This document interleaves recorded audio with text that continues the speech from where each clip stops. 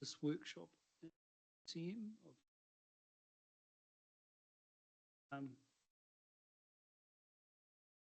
Karakia, please.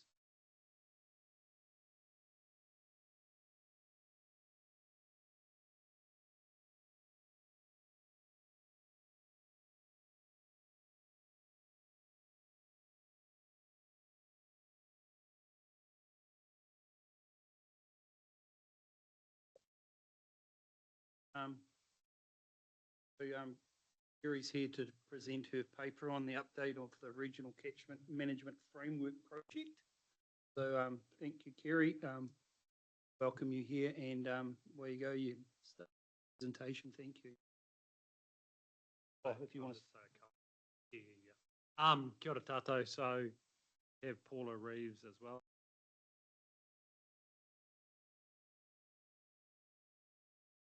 Kato Bones.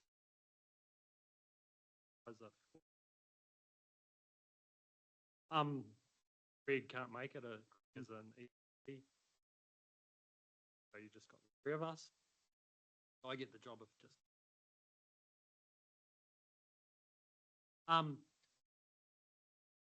easiest way I can roll this into one sentence. Essentially, how can we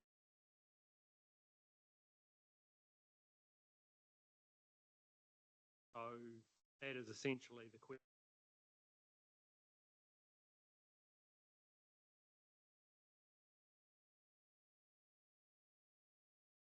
As you can imagine, over 20 years plus, lots of things. Just proper how we that ever has been done, right?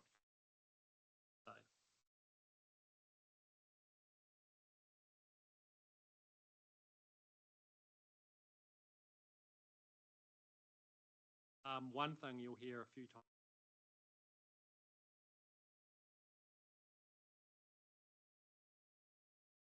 There are a lot of proposals only bringing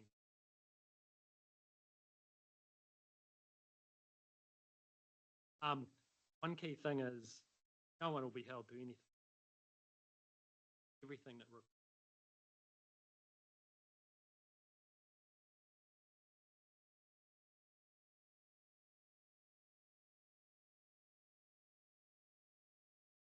a lot of other proposals live today are ones likely.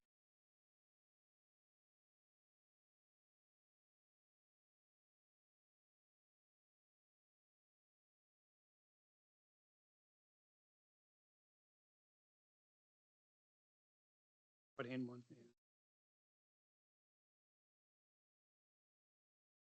Okay, that's good. Okay, thank you. Kia ora koutou. Yeah, so I'm Kerry Nielsen. For those that don't know me, I started at Regional Council in 2006, and so been here quite a while. I did take a 4-year break, and I was the trust fund manager for the Waikato River Authority in that time, from 2014 to 2018. But then I couldn't stay away, so here I am again. In terms of today, so I'll lead the presentations, and I've got Paula Reeves here who's going to lead the feedback sessions, and we'll just be recording some of the feedback so we can take that back to incorporate into the final version of the framework. So we'll start off partway through. We've got a little bit around the purpose and the background of the work, and we'll have a little a break for questions before we get into the workshop part of things. And then you'll note in your paper there were 6 responses. When I was putting together this agenda plan, I've actually focused on 5. I've got the 6th one in the bag if we get time for it, but I was just worried about having to rush through stuff. So the 5 that we're looking at today are the ones that would be wanting to implement within this triennium. And so we'll focus on getting feedback on those. And then we'll briefly talk about next steps and then close, hopefully well before 11:30, but we'll see. That's up to Robbie. So the purpose of today is to provide an overview of the findings from the review of our programs that's been undertaken, and to present the 5 or 6 key draft responses that would require a change in policy from council. And seek feedback from you on the draft responses for incorporating into the final draft of the framework document, which will be brought to ICMC for endorsement in hopefully May. And so just a reminder of the programs that we're talking about. Fortuitously, you had the induction on the catchment programs quite recently, so hopefully that's fresh in your mind. But it's the non-regulatory, the voluntary land and waterway management programs supported by the ICM Directorate. They sit alongside our flood protection and land drainage schemes, so the upper catchment part of that, but the programs involving the actual schemes and land drainage schemes were out of scope for consideration. So none of the recommendations are specifically around those land drainage schemes. So as Grant briefly covered, we decided we needed to do a review of our programs, essentially because our funding policies are more than 20 years old. Project Watershed, there's the document there. It probably looks older than 20 years old. So it had been a long time since we'd looked at the fit for purposeness of that. Our current zone plans are mostly out of date, as the long-term councillors will know. And it's been 12 years since the last significant review of the approach that we take to our sustainable land management programs. And that was done prior to PC1 process being started, and we looked at how do our programs sit alongside what might come out of PC1. There's so many emerging opportunities and challenges that have come at us since that time, particularly around changing legislation, resource management reform, iwi settlements, the climate change, the emergence of catchment groups. It was a really a suitable time for us to stop and say, could we be doing things differently or better, more efficiently? And then in the last long-term plan, 24 to 34, rather than propose changes to our programs, then we recognised that it didn't make sense to do that without having this review. So in the long-term plan, it outlines that a regional catchment management strategy will be completed within the first 3 years of the plan, which will guide our catchment priorities and support delivery of incentivised catchment and river management works in the areas where greatest benefit can be achieved. And so that's what I've been working on, along with other things in the last year or so. So just wanted to cover some of the things that were definitely out of scope for this. It was really just to look at our internal programs and how we work with others and with each other. So identifying any actions for any party outside of WRC was out of scope. We didn't undertake iwi and community engagement at a local level face-to-face, although we did do surveys of both of those sectors. Haven't developed any detail on costings for any of the actions. Anything, as I said, related to flood and drainage was out of scope, and there's nothing around revised rating classifications that's come out of this. In terms of koi carp, so management actions around koi carp were out of scope for this work as well, but we just wanted to point out that it is recognised that it's an organisation-wide water quality issue with a separate process for an options assessment that's underway. The management of koi hasn't traditionally sat with the river and catchment management program. We don't know if that will change going ahead, but our activities are complementary to any future koi carp initiatives. And so we just wanted to stress that the framework, as will be presented in May, doesn't constrain any future decisions on koi carp management. It's about the work that's happening on land. So just in terms of our recently inked strategic direction, so the work that we're talking about today sits under the Sustaining Natural Resources direction. Under the water quality is maintained and improved, riverbanks are stable and flood risks are reduced. So that's what we're really delivering on strongly, along with contributing to a number of other directions as well. And so the approach that Council has signed off on is to deliver targeted, collaborative and innovative catchment and river management programs and continuing to deliver multi-partner programs. And so with that well-timed for the completion of the framework, we have ensured that any of the proposed responses that we have to our findings are well aligned with that. So just a bit of a background reminder that the teams support a lot of information and advice around sustainable land management, river management. We support through incentives and advice retirement and planting of erosion-prone hill country, riparian and wetland fencing and planting, and then river erosion and maintenance of capacity. That's all part of that, the upper catchment, the whole of catchment approach to downstream flood protection through that project watershed envisaged in its inception. The mandate and drivers for the work go right back to the Soil Conservation Rivers Control Act in 1941, which gives councils the mandate for minimising flood and erosion damage and for promoting soil conservation.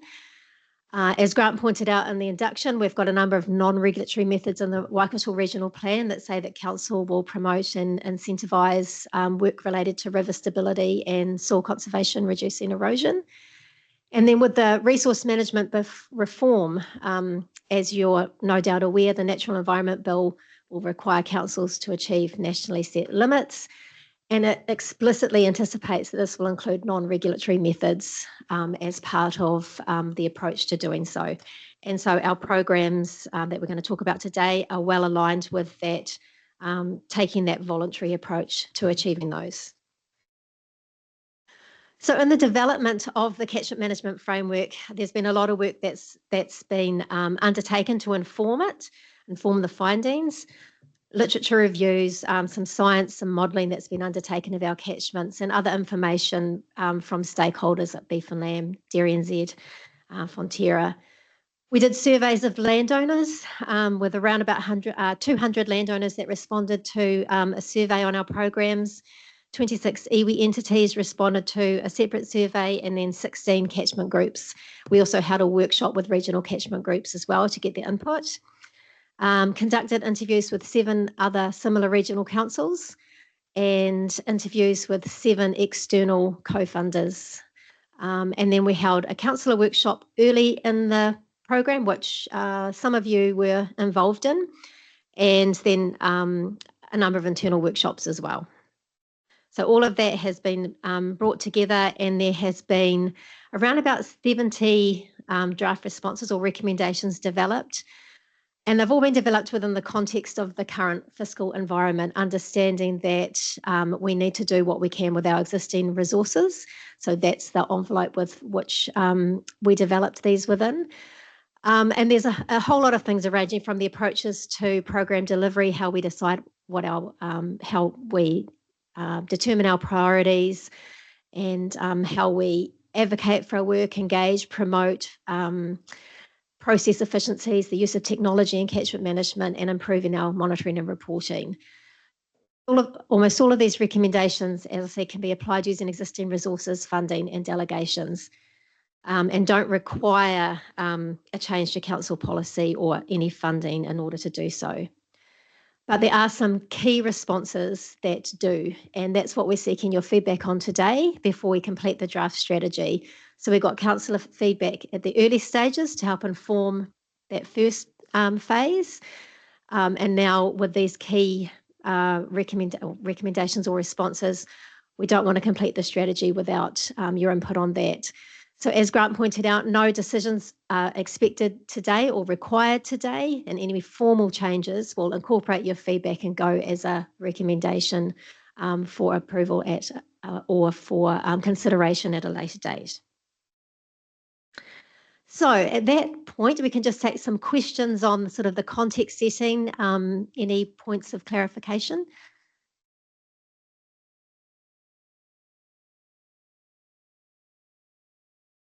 First question I have, Kerry, and thanks for that. We had a catchment review, external review of catchment months ago, was it 2 years ago now? Past. Did they look at any of these issues? And why not? I guess you can't answer the why not. It surprises me because my understanding was that review was supposed to identify efficiency within catchment here, focused on. So I'm very surprised to hear that we have now undertaken our own review, and it doesn't seem to relate at all to what was previously. So can you answer that, or Grant? Yeah, thanks for that one. Yeah, so the integrated catchment the review of the integrated catchment management hasn't considered any, I don't think it's any of it. That review at a higher level in terms of functions and structure of the directorate, how we're best placed. A lot of the reviews actually are better and more efficiently. And yeah, of course, catchment management was part of the whole directorate, but very little crossover into the substance of higher level. How does the function?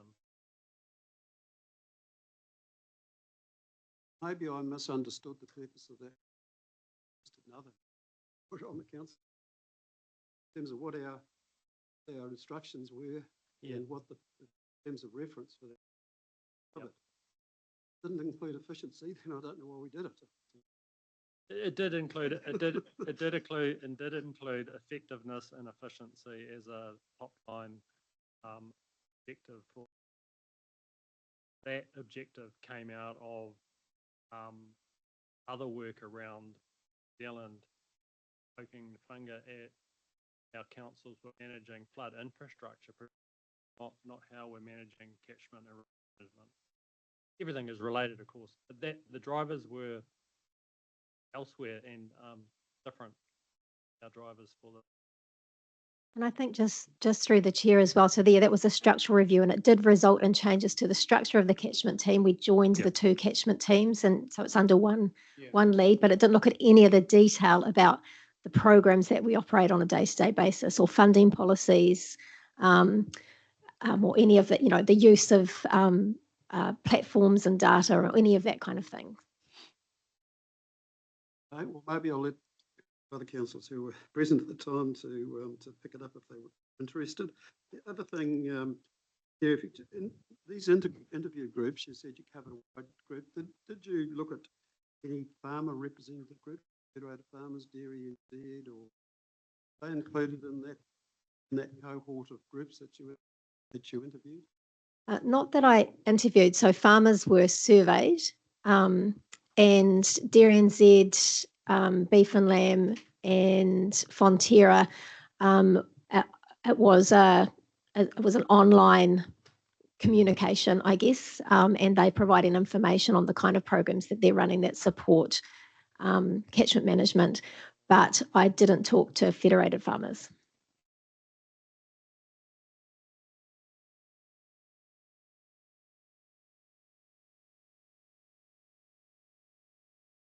Keith? Thanks, Robbie, and thanks, Kerry, for the presentation. I'll just, obviously I've come in new, and I excuse me for my lack of awareness of some of the parts, but I read the papers, and then in the actual part of your presentation, you talk about 5 key responses needed. I have no idea what those are. Can you just, off the top of your head, just say 1, 2, 3, 4, 5, what they are?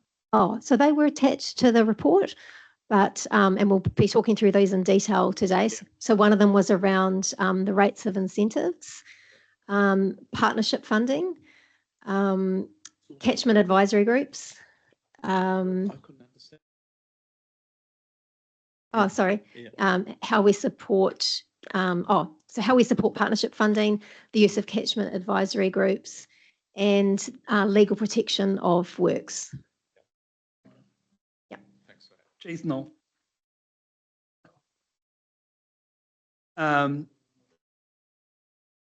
Mike, you most probably got a few questions because you've got to shoot to another meeting, so away you go.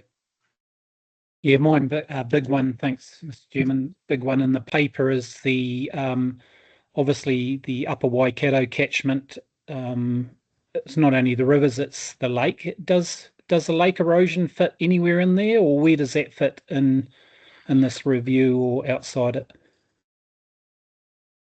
So it was a review of our sort of regional programs, and local specific issues will feed down from this then when zone plans are reviewed.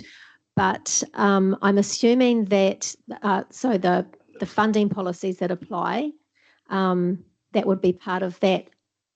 But Grant, the foreshore erosion, that would be a separate out of scope issue? Yeah, they're kind of all interlinked up here, obviously with the heavy rain and stuff, and the major rivers where we get sediment in the Tongariro, and then the Waikato River, with the erosion that happens with the high level of the river going down, which has been horrendous this summer. So yeah, they all kind of interlink, and most of the ratepayers up here. It's mainly about erosion, a little bit of flooding that happens Tongariro, Taupo area, and maybe Reparoa. So yeah, I just wondered, they kind of all interlink. Yeah, so the wider programs definitely were in scope in terms of the way that they're funded and the way that we operate them and engage and promote works and monitor and report on it. But the specifics of Topal's programs will come out through the zone plan review, which will hopefully happen fairly soon after this. Okay, thanks for that. The other thing, because I do have another meeting to go to, is that it was mentioned in the last triennium that catchments, we used to have a catchment committee up this end, and I do feel we're kind of like poor cousins to the rest of the Waikato region, and that's something that I'd like to advocate for, because we could have probably the members could come out of the four main areas, Mangakino, because they have a problem with, the river with algae and stuff like that, Kuratau, Turangi, and then, have a councillor from, well, whatever entity it's going to be, the unitary or the local council as well. Yes, thank you. So yeah, catchment advisory groups as one of the topics for discussion today. So we'll just record that interest if you're not going to be here for that discussion. Thank you. Thank you. Thank you, Mr. Chairman. I think it's one of Mike's things for the last 4 years that there isn't some good oversight to catchment with community down that southern end or upper end of the Waikato. So I think he's been on that number for quite a number of years.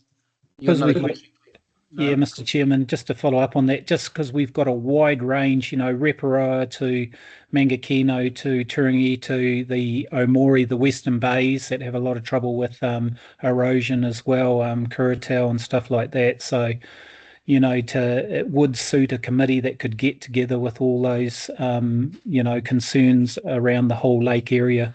I think it'd be good for the community. I think you need to state the river catchment, Mike, not just river. the lake. Well, it is the rivers that go into there. I mean, it's the source that goes down the Waikato, mate. Thank you. We've made a note of that. Yeah. Jennifer, have you got a question? Oh, hey, I was just following on from Mike that I imagine most of us have read that news article recently about the algae down that way, and I just thought it was interesting. I hadn't heard of the Upper Waikato algae bloom working group myself, and just wondered whether we could at some stage, because it kind of talks in that same kind of area. Jen, I've got an email from Tracy that I spoke to her yesterday about it. It's a 5-minute wonder, so I'll pass it to you, but I'm not going to. Good. Appreciate that. Can I just? Yeah, where you go. Your turn, Noel. Hello. I want to step back and look at the paper, and I don't think.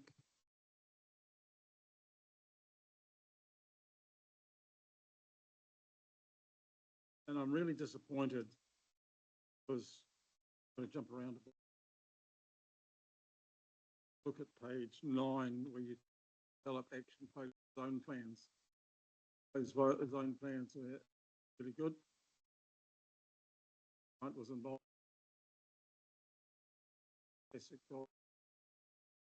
Can hardly hear you, Noel. I'm not sure that I wanted you to hear, Mike. Mike, we had to turn you down because your mic was so damn loud, so sorry. Yeah, are you? Can you hear me now, Mike? Yeah. Yeah, so anyway, I'm going to jump around a bit, but on page 9, we've got the zone and the YPAB, and then you talk about the zone plans not being relevant. And that really comes back to what happened some years ago when staff put up a paper to the incoming council that got rid of those committees. And a number of people have harked back to those days and want something similar to what Mike was just talking about. So I think we've got to step back and say, did we do the right thing a few years ago? And if you look at what council and staff don't really know much about this yet, but what council is doing in the political environment at the moment, we may be looking at a different entity that runs rivers and drainage, perhaps even transport, but I won't talk about that today. Relevant. So in the wider context, council laws have been going about trying to reach out to landowners and different parties, including iwi, and it's on the agenda for the 7th of May with iwi in the Waiora Committee about the entity that goes forward and how rivers and drainage will be managed. And you may say, well, that's fine, it's high level, but the reality is we've got too many silos at the moment. Everyone's been doing their own thing, and this work started 18 months ago. And I'm not saying it's not relevant to now, but I've got a whole lot of issues which I'm prepared to talk about as we go through. It talks about different budgets for different groups, iwi having one group of money and others. I'm really not into that. It's got to be, one for all. As partners do, you don't have, well, it's not. There's a whole number of issues here, and I just wonder whether we need to have some sort of discussion about, in the context of where we're trying to go, the relevancy of where we've got to with this paper, because it's non-statutory. And I think the council's focus at the moment is setting up for the annual plan, long-term plan, and creating structures that will take the community forward. And I know we need to wait probably till June, when the government has indicated it's going to announce its REM reforms. So to carry on with this paper now, I'm really concerned that if we did something in May, it's maybe completely irrelevant in June. So I don't want to say that I don't appreciate the work that Kerry and others have been doing, but I'm really reading what's here. I think we really need to step back and probably have a less formal discussion, because in a structured workshop like this, we don't really achieve the best results. So I'll leave my comments now, but we'll come back in later. Thank you. So just through the chair. So thanks for that feedback. So we definitely have been talking with Democracy Services about the discussions that have been happening around desire to see the return of catchment committees. And I think the recommendation we've had there was it's not inconsistent with that. When we looked at our programs, and we'll talk about it in detail if we get to that, it was that we need at least a committee, that we have lost something through not having any committee at all, and to propose something that worked within our current budgets and that would provide some external advisory capacity on river and catchment management matters to council, bringing that to this group. And if the recommendation or the preference is for more than that, then incorporate that back in, understanding that that may then not come as a formal recommendation in May, that might wait until June, but to review our programs and not acknowledge that we lack external advisory capacity to our programs would have been leaving out an integral step.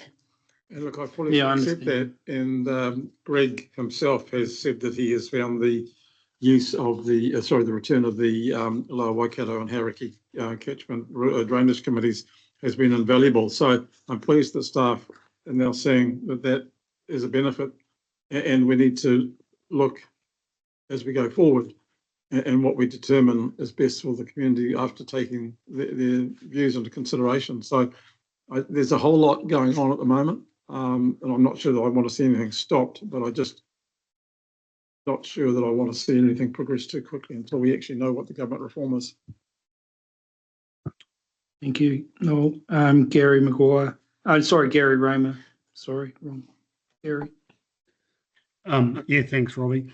Look, I'm not sure if I'm in the right spot in this, but if you're talking about the catchments and that, you know, just looking down through Parongia when I'm talking to farmers down there, you know, I think you really do need to start talking to some of the farmers or those groups, because refencing after the floods that have gone through there and the damage, one farmer in particular told me he's approached by regional council, said that they would help pay for fencing, and the only requirement was 5-wire fencing, and you know, he tried to explain that a 5-wire fence would be more of a hindrance than a help in a flood, you know, because it catches more debris and then creates dams and things like that. So, you know, it's just a little wee technical thing that seems to be getting missed by not talking to farmers, and it's just getting handed down from the top down. So, is that the sort of feedback you're after in those sort of areas? Because, you know, you had some other examples as well, but or is this the wrong forum for that?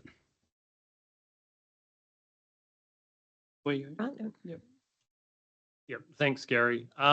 We are talking to farmers. We're talking to farmers every day. All the work we do on farms is with their agreement. So that's one point. We're dealing with about 300 farmers a year in terms of work on the ground. The flood risks to fencing are well known and well acknowledged, and in areas that are prone to flooding on a regular basis, there might be a 2-wire fence option which satisfies our requirements. We're not going around building fences to create flood risks for everybody. So, you know, it's not from the top down, it's from the bottom up.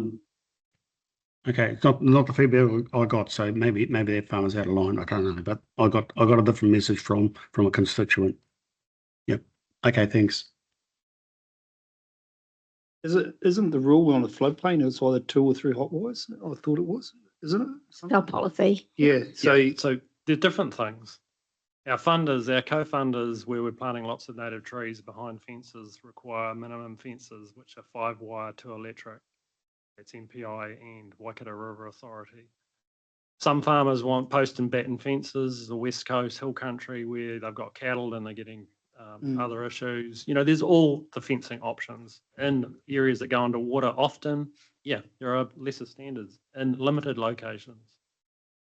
It's nothing new about fencing.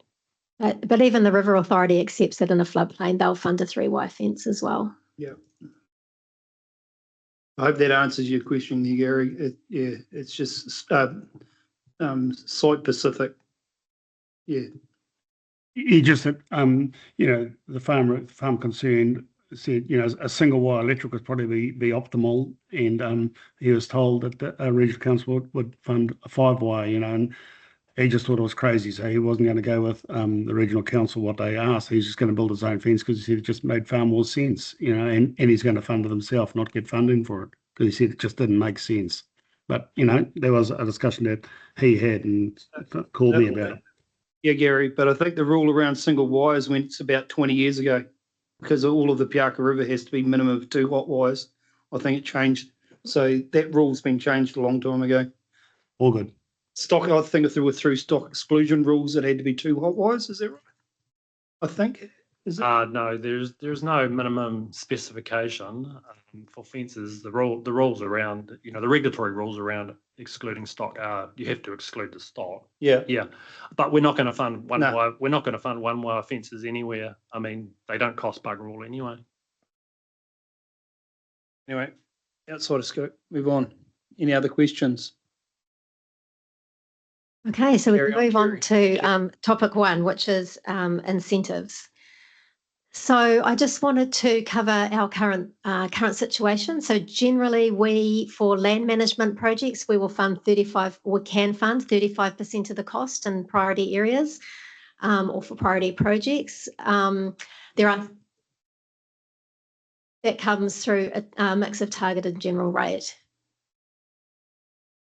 So those rates would still, I think they're still the same as what was sort of set through recommendations from the catchment committees. And there are some local variations, but on the whole, it's around 35%. And then for river management, 50 to 100%, depending on the work.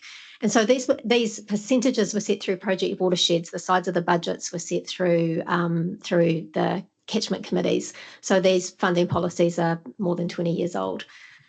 Co-funding is additional on top of that. So we apply on behalf of landowners for co-funding, and then whatever's left after that, the landowner pays the remaining amount.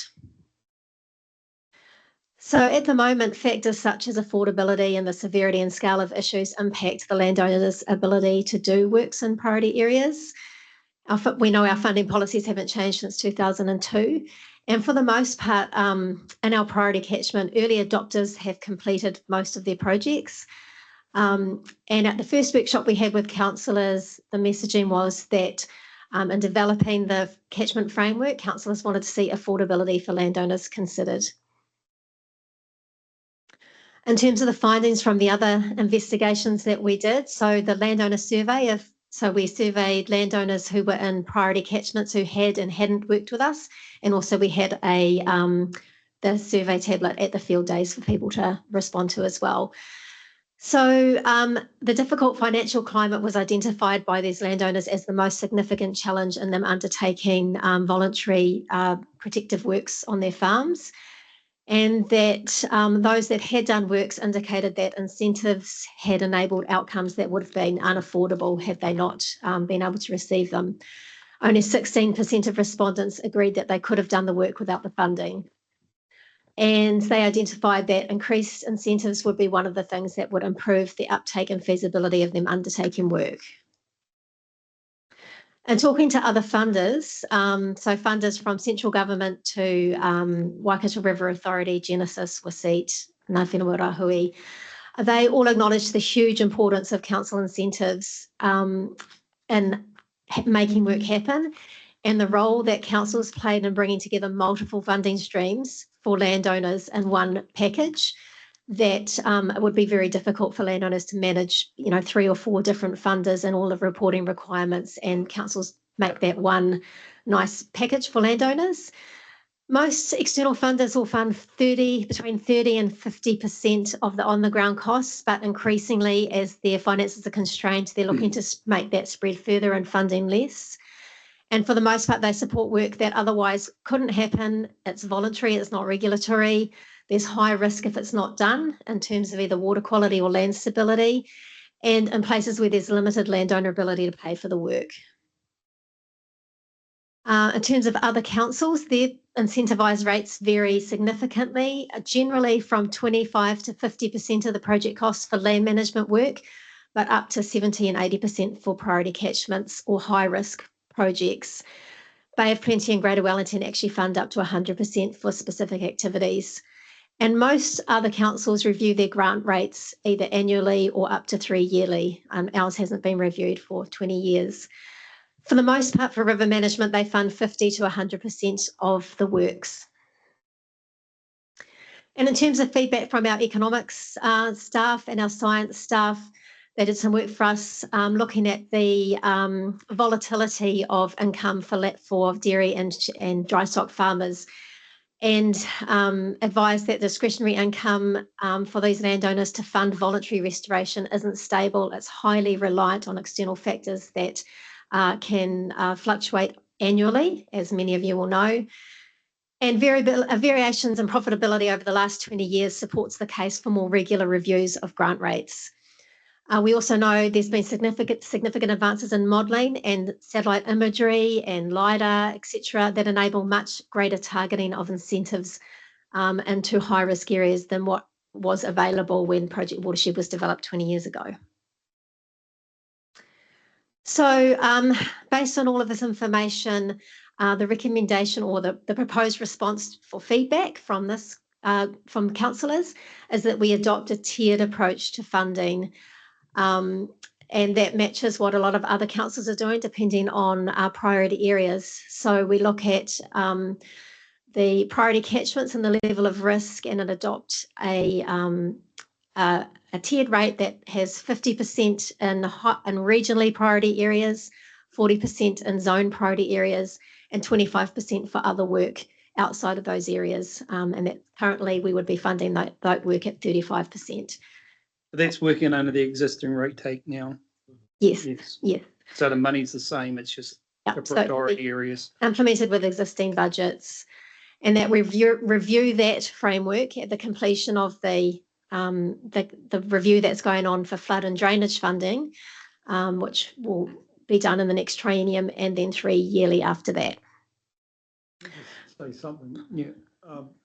I'm a little concerned because having been part of the Waipa zone plan and seeing my rates going to priority catchments, and just recently receiving about 6 inches of sediment into the property from the recent flooding arriving from that event in Taronga.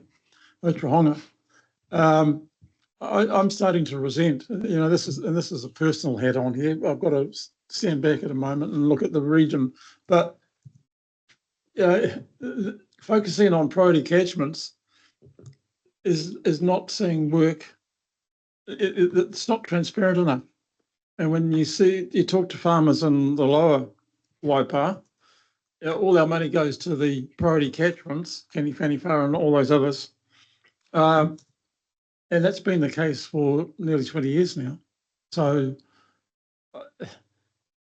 how much more money goes into that priority catchments without the work being done across the river? So I'm trying to put it, how long do we keep going? And then you see all the sediment coming anyway. So are you really making any difference? That's, it's very hard to, I've been an enthusiastic supporter of it, but the reality is 20 years later, we're not seeing any difference. In fact, we still get dumps. And I just worry about the comments earlier. You spoke about farmers talking about the tight timeframes. This week's Farmers Weekly, dated 30 March, yesterday, I quote, the average sheep and beef farmer is forecast to make a profit before tax this year, almost double that of last year and the highest in 50 years. Starting as a beef farmer, to get a bit frustrated with people saying they're not making any money. Personal circumstances, whether they've leveraged themselves in some certain ways or whatever. Dairy's been on a good ride for the last couple of years. I acknowledge there's fluctuations. It's been really up and down. But anyone who says they can't put some money into doing the right thing for the environment is starting to be a bit thin. So, yeah, and I've got the facts and figures here. So, thank you. Yeah, just briefly, it's funny, Noel, because previously you mentioned you've observed reducing sediment levels at your place in Waipa. But, yeah, yeah, yeah, yep, yeah. I appreciate that. No, I can hear you online now. Yeah, I appreciate that. In 98, it was probably 600 mils. 4-wire electric, the bottom 2 wires were buried. This week, 2 weeks ago, 150 mils. But fortunately, it didn't overtop and cover the farm. Thanks. Yeah. I won't say everything I might. I mean, we're talking 100-year cycles in terms of land clearance, in terms of land development from what was there way back to where we are, and to reverse that kind of the land use impacts is not 20 years or 30 years, it's 50 to 100 plus kind of thing. But, the whole nature of rating and taxes, collecting money from everybody and spending them in other places and not where you might want them, that's just the nature of rating and taxes. But the silt is coming from the most erodible catchments, which are our priority catchments. So when, if you're looking for less silt, anyone's looking for less silt in their paddocks, we're trying to target those sources of erosion and those sources of the silt. So, I mean, I won't go on. I appreciate that, John. Keith, you got a question? Yeah, thanks, Robbie. Just, Kerry, in terms of this, can just have some clarity on like, I can really identify with Noel's situation. He's inheriting the silt from a very, very bad area of the Waipa River, and should he be paying for it? So first thing is, the money we're spending at the moment, is that targeted rate from those, only a targeted rate from those in that catchment, or is it come out of the general rate as well? Yeah, so it varies by zone depending on the rating base and that kind of thing. So some zones, like I think Coromandel and West Coast, have more general rate. But for the most part, it comes from a targeted rate within the zone. So when you say the catchment, the Waipa catchment or the West Coast catchments. Okay, so through you, Mr. Chair. Are we going to have a discussion about the general community responsibility? Like, there's no way Coromandel can pay for itself. That's a geological phenomena that's peculiar to Coromandel, and in the case of the Waipa, it's another geological phenomena. So, are we going to have a discussion about the society's responsibility as opposed to the target rate's responsibility? So I think that conversation will come through the review that's been done, the flood and drainage funding review. So in terms of where the rates are collected from, that's going to come through that because it's going to review project watershed. And so I think you're having a workshop on that in early May, perhaps, on Is that the drainage? Is that about drainage as well? Drainage and flood protection and what they're calling their substitutes or alternatives, which includes upper catchment work. So yeah, that discussion we'll have. But their discussion is really it's discussing what should the fair targeted rate and the general rate be on those activities. That's what that paper's about. So okay, yeah. So Gary Raymer, you got another question, please? I have just a comment as much as anything else. Look, Noel, I hear what you're saying, but I want to make sure that people acknowledge very clearly that there's an awful lot of sediment and slash that come down from dockland out of Prongi Mountain as well. It's not just off farmland, agriculture land. So, farmers aren't the only contributors. So that needs to be noted. I think everyone's Agree with you 100%. yeah, and we all understand that. Well, most of us councillors around the room do anyway. Thanks, Gary. Gary Maguire. I think we need to note also is that we're farming on alluvial river flats, and how those alluvial river flats were created over thousands of years was from eroding ground above us and bringing it down, to which we've done an amazing job on stop banking and pumping and protecting, and that's what creates the wealth in the whole Waikato. But I think we need to keep in mind that we can't say, oh, we don't want it now, but we do want it. We really love what we've got, and that's been created from alluvial, which has made the most fertile ground in the world, which is what we farm.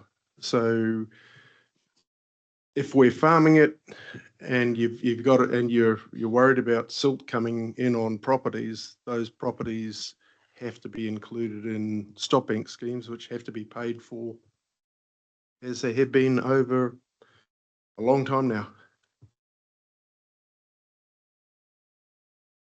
Thanks for your statement there, Gary. I don't think that was a question. Warren, thank you. Thanks. Look, I'm just looking for a little bit of clarity with the workshop paper and what we've got in front of us. There's a response up here that's not in here. So are you looking for us to give you a response on that 50, 40, 25 as we move ahead? So for me, not having a fully great understanding over it, can I just have a comparison of what the difference is from what we have now to what you're proposing and any potential effect, either positive or negative, and then I can make a call on that and we can move on. Yep. So at the moment, we fund for the most part 35%. Yeah, which you went through. Yeah, those figures. Yeah. Okay. So there are some differences. Like in Hauraki, you'll fund 50% for poles, for example, and that was a recommendation that came from the Catchment Committee a few years ago. There's some co-funded projects where, in order to leverage a lot of funding from others, there's been an approval to fund up to 50% of existing projects. So there is a bit of variation in there at the moment. So I did some calculations And if, for example, at the moment, we fund $1 million worth of work, at the moment, that we would, let's just say we got 100 hectares of output. That's not at all right, but if we said $1 million, 100 hectares, with this proposal, we will get up to 10% less. We might get 90 hectares, but we should be able to target it in the much higher risk places. And the modelling has really clearly shown, and we have much better modelling than we ever did, and it's calibrated with actual water quality data, that our ability to see improvements are much higher if we focus on the most at high risk, 20% of that action. So theoretically, we might get less in the ground, but it could be targeted at those places where those landowners specifically need support to address really difficult situations. Okay, so so basically same budget in theory, potentially less work on the ground, but for better outcomes because we have a far better understanding of where we're going. So I'm supportive of it. Thank you. Thank you.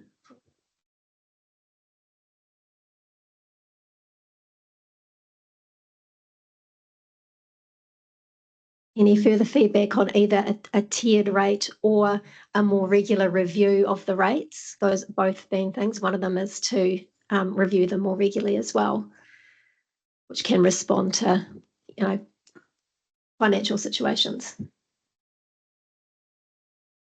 I'm similar to Warren. I'd support the rate. The 50, 40, 25. I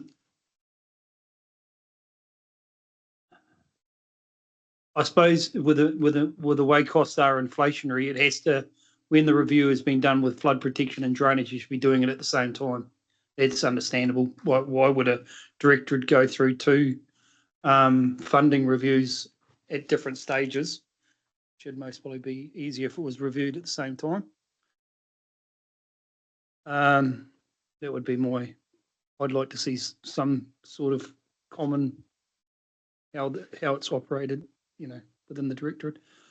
Going back to other stuff, one thing I've got, and it's most probably it is outside the frame of this, but with our Karakia plans for Fonterra, we're asked to do riparian plantings and spending money on our own properties, which most probably some of them don't need that money spent on them because they're not. I'd like to see that, if I was going to spend a couple of $1,000s a year planting up areas in my farm, and I thought that was not beneficial to my property, that I could have a credit that goes into priority areas in my catchment that I'm investing to show to Fonterra.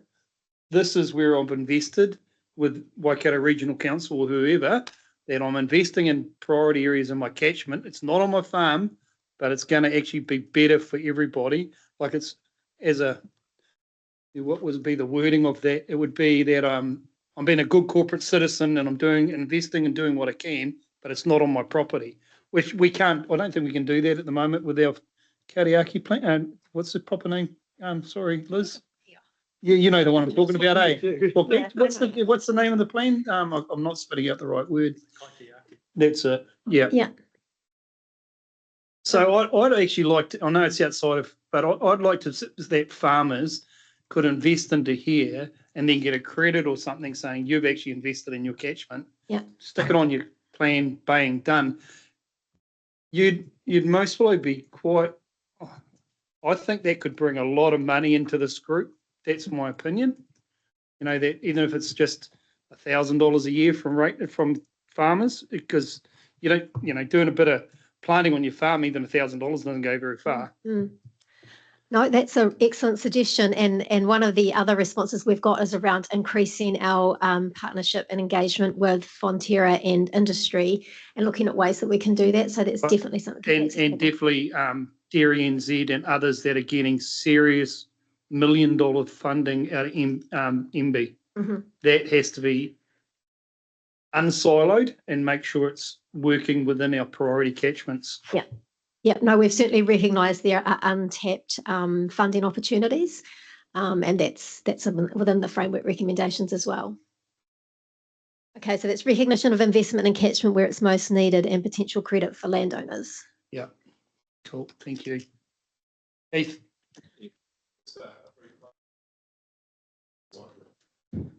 Brief comment supporting Robbie on that, Kerry, is that us who are farmers know that farm environment plans are coming through. What would be smart for us is to incorporate the holistic approach of those farm environment plans, and having those credits is a really, really good way of encouraging and just quietly moving it through in a non-confrontational way. It's a great idea. Yep, thank you. Any other comments Chris. on? Yeah, thank you, Chris. I was hiding here, Robbie, sorry. Sorry. Yeah. Thank Behind you, the monitor. Look, I support both Warren and Robbie's comments in terms of funding. We have to cap the funding, keep the existing model going, what you've got, use it more efficiently. This question, and you know, only encourage that if you're achieving 90%, but you're achieving better outcomes. That to me is a real win-win. However, one of the things on efficiency to me is reducing your costs, and I've discussed this with Greg after we had the long-term plan presented to us a couple of years ago, and included in there were the costs for delivering these works, which included fencing, and I verified with Robbie the cost of fencing was seen to be reasonable. But one of the things which we are paying over the top for are the seedlings. And you're talking significant dollars, extra dollars. And I'm suggesting that we need to go out and we need to review all our inputs into this work so that we're actually achieving the best outcomes for the dollars invested. Yep. And that is one area I'd be focused on, because there is a significant difference between the market price, and if the long-term plan is correct, and I can't assume it's not, we should be going out and renegotiating those. Your question is procurement. Okay, yeah. Yeah, It's all locked up. It is, Robbie, but it's locked into this because we've got a finite amount of money. It's how we spend that. That's how we get the efficiencies. Yeah, I agree. So if your purchasing power improves, you can actually do more with the same money. So. Okay, so we'll record that as also looking at our procurement, ensuring we're getting best market rates, competitive market rates.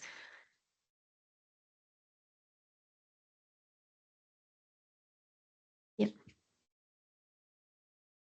Perfect, thank you. Warren. Yeah, just a quick comment because I didn't on the review time. Obviously, having a look at it after the flood and drainage funding review makes sense. But to me, some of these things are a bit longer term. So, I mean, if we haven't reviewed our funding strategies for 20 years, we could probably get, shift 3 yearly out to 5 yearly, because I would imagine there's a reasonable amount of staff time and cost involved. So I'd be more, say, a bit of a longer period. Because the results you're going to see out of the work that's happening are longer term as well. So I would suggest perhaps a 5 yearly review sort of thing rather than 3. 6 would be better. Or 6, yeah. 6 and maybe a bit of an inflationary figure in. Yeah, well, yeah, as Noel said too, you hit on an LTP sort of timings and stuff. So yeah. Okay, thank you. Okay, so the feedback we've got is some concern about the funding going into priority catchments, looking at the 5 to 6 yearly review of incentives, noting that settlements coming in from forested land managed by the Crown, some general support for a tiered rate that leads to better outcomes, a recognition that investment in catchments where work is most needed could result in a credit for landowners, and ensuring we're engaging on industry about that and trying to advocate for that. And so that links with a whole of catchment approach to farm planning.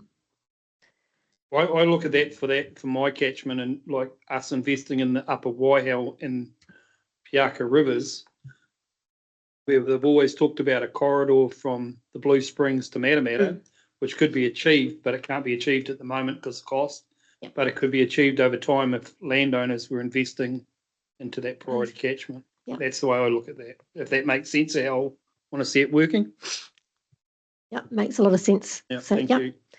Can we just step back? No. Can we just step back a minute and say, like when Muldoon gave the incentives to clear all the high country and created pasture on steep hills that have throughout the ensuing years. That was back in the beginning of the 70s, if I remember correctly. Yeah, and we're now trying to repair and put back what was done. The side, stepping sideways, the landowners bought that land cheaply, and that land is not as expensive as the dairy land in the eastern Waikato.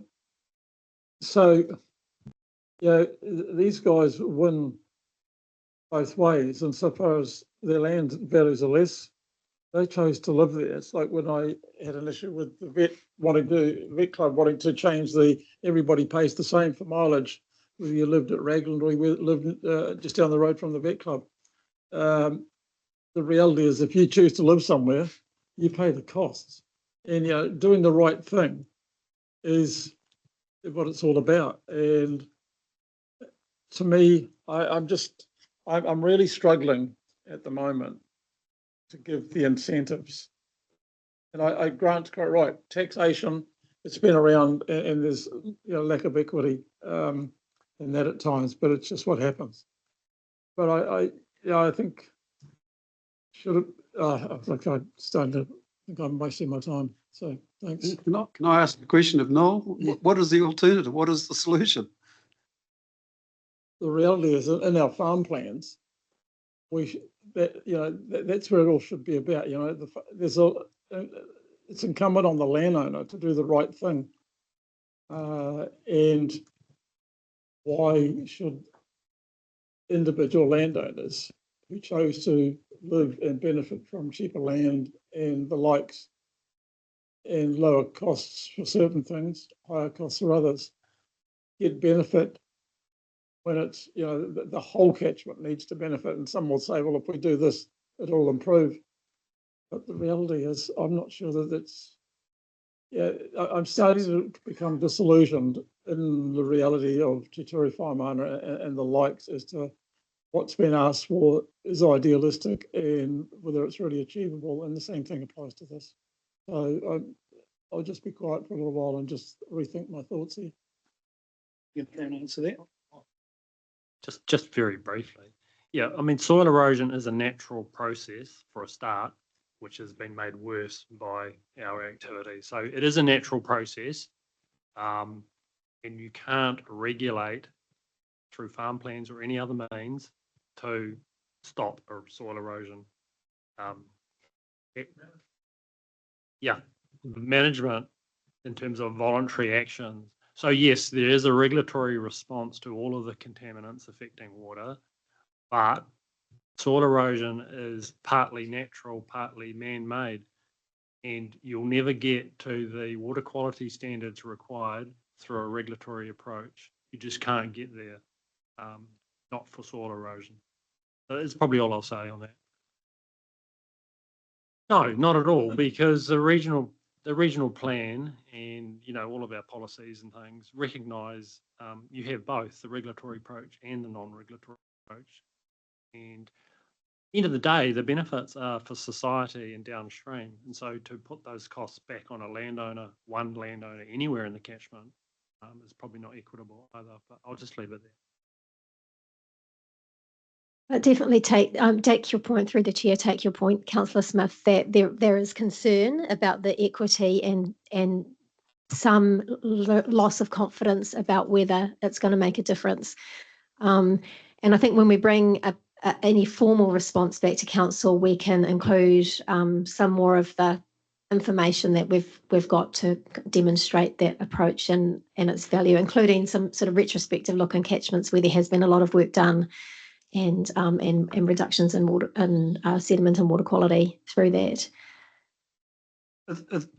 I know where you're going, Noel, but it's like you expect those upper catchment to have a exacerbator rate to your flood protection assets, and it's the opposite now, where we're contributing that we try and keep that soil and the upper catchment, and not a maintenance issue for us down the bottom. So what comes first, the hen or the egg? It's what it's getting to. Does that make any sense? Eh? None at all. Not at all. You're Can talking. I just make an Yeah, observation? where you go? Sorry, just to add to what Robbie's saying. So, yeah, I mean, when you look at the project watershed funding model, it sets out the exacerbators and the beneficiaries for all sorts of things. It could be reduced floodwaters on the state highway down right at the bottom end, or it could be water quality, it could be whatever. So you have these tables. It's quite complicated. Anyone who wants to look at it, you have these tables for all the different parts of the catchment, the Waikato catchment in terms of project watershed, setting out the exacerbators and the beneficiaries and all the different percentages everyone contributes to the overall rate take. So you have all sorts of different percentages in there, and that is the way the council deals with the equity issue as to who pays. It's on a who pays and who benefits basis through a complicated rate take funding formula. It's not a simple thing. Can I just ask a question? Those of us that went on the bus trip just before Christmas, we're privy to we did a bit of a detour. We're privy to a piece of dirt which had been planted in pine trees, where the east side of it, all covered in pines, had actually fallen away, totally fallen away. Yet the other side, which hadn't been planted, was fine. Now, I'm just questioning what, if any, stability to the ground does planting trees give? And the explanation given to us, and I think it was Greg or somebody who was on the bus who knew all about it, said it's because of the weight of the trees on the ground that the slip occurred. It didn't occur on the other side because there was no trees there. So does actually planting trees stop the incidence of slips and subsidence soil? I don't know the answer. Yeah, I know the answer. Yeah. I've been working Thanks, in that Grant. area for a while, a long time.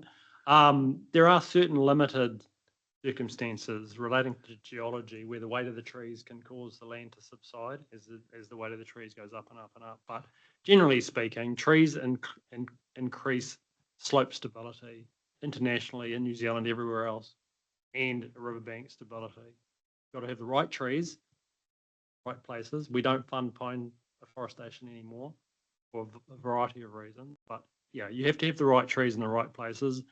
Generally speaking, tree roots increase slope stability and riverbank stability markedly. It's a proven fact. Pines do as well, but you don't want them in certain landscapes like perhaps the East Coast and perhaps not parts of the Coromandel either. It's the biomass issue. Chris. Sorry, Gary Maguire. We sit here in the Goldfish Bowl, looking out that window there at the most prosperous city, one of the most prosperous cities in New Zealand.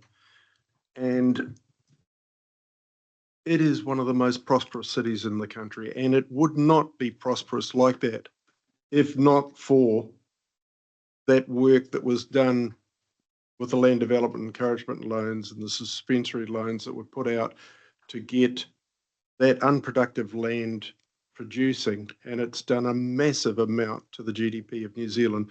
The on the record, and this comes officially, that there is 1 for 18 for 1.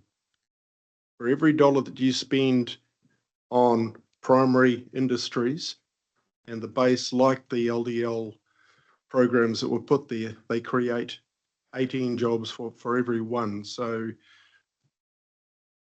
when we were yesterday there talking with the civil defence, and we were saying, okay, it's so important to spend a certain amount of that civil defence money on preemptive works. The tree that's growing in the drain that's going to block the bridge at Otrahonga, that's going to destroy the economy and cost a fortune. You're far better to allocate money to preemptive works and protect that. And just look outside the Goldfish Bowl here. If that wasn't spent and wasn't done, then none of that would be be there now. And we wouldn't have the benefits of what we've got. Thanks, Kerry. Chris? Just as a counter to that, Hamilton's got the highest unemployment rate of any city in New Zealand, so.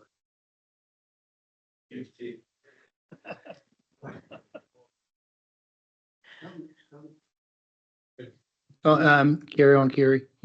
Yeah, so just through the chair, so that's really good feedback. Thank you on that one, and we'll incorporate that into a final recommendation. So moving on to partnership funding, which we've already had a little bit of feedback on, but just briefly, at the moment we do fund partnership work and we utilise various budgets within the zones to support partnership projects.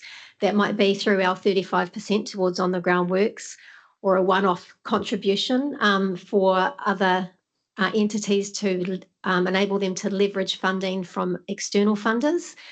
Or we might make an annual contribution to operating costs, as we do with Waikato River Care, or a one-off contribution to a group, as we've done with the West Coast Catchment Collective, towards surveying costs or monitoring costs or developing action plans.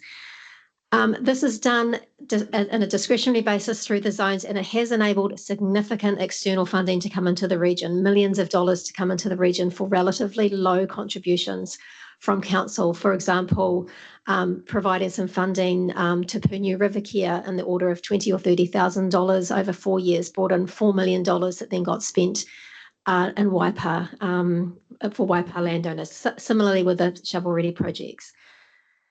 But as I said, it is discretionary, and in staff workshops, it was noted that we could benefit from clear criteria and improved reporting and transparency around this partnership funding.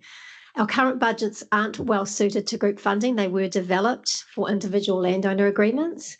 And in our first workshop with councillors, councillors noted they wanted to see sustainable funding for catchment groups and mechanism for doing that.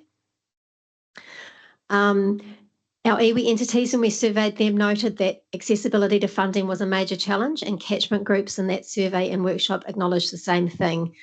Iwi had concerns about having to compete against catchment groups for the same group of funding without having the paid coordinators that catchment groups had to facilitate that happening.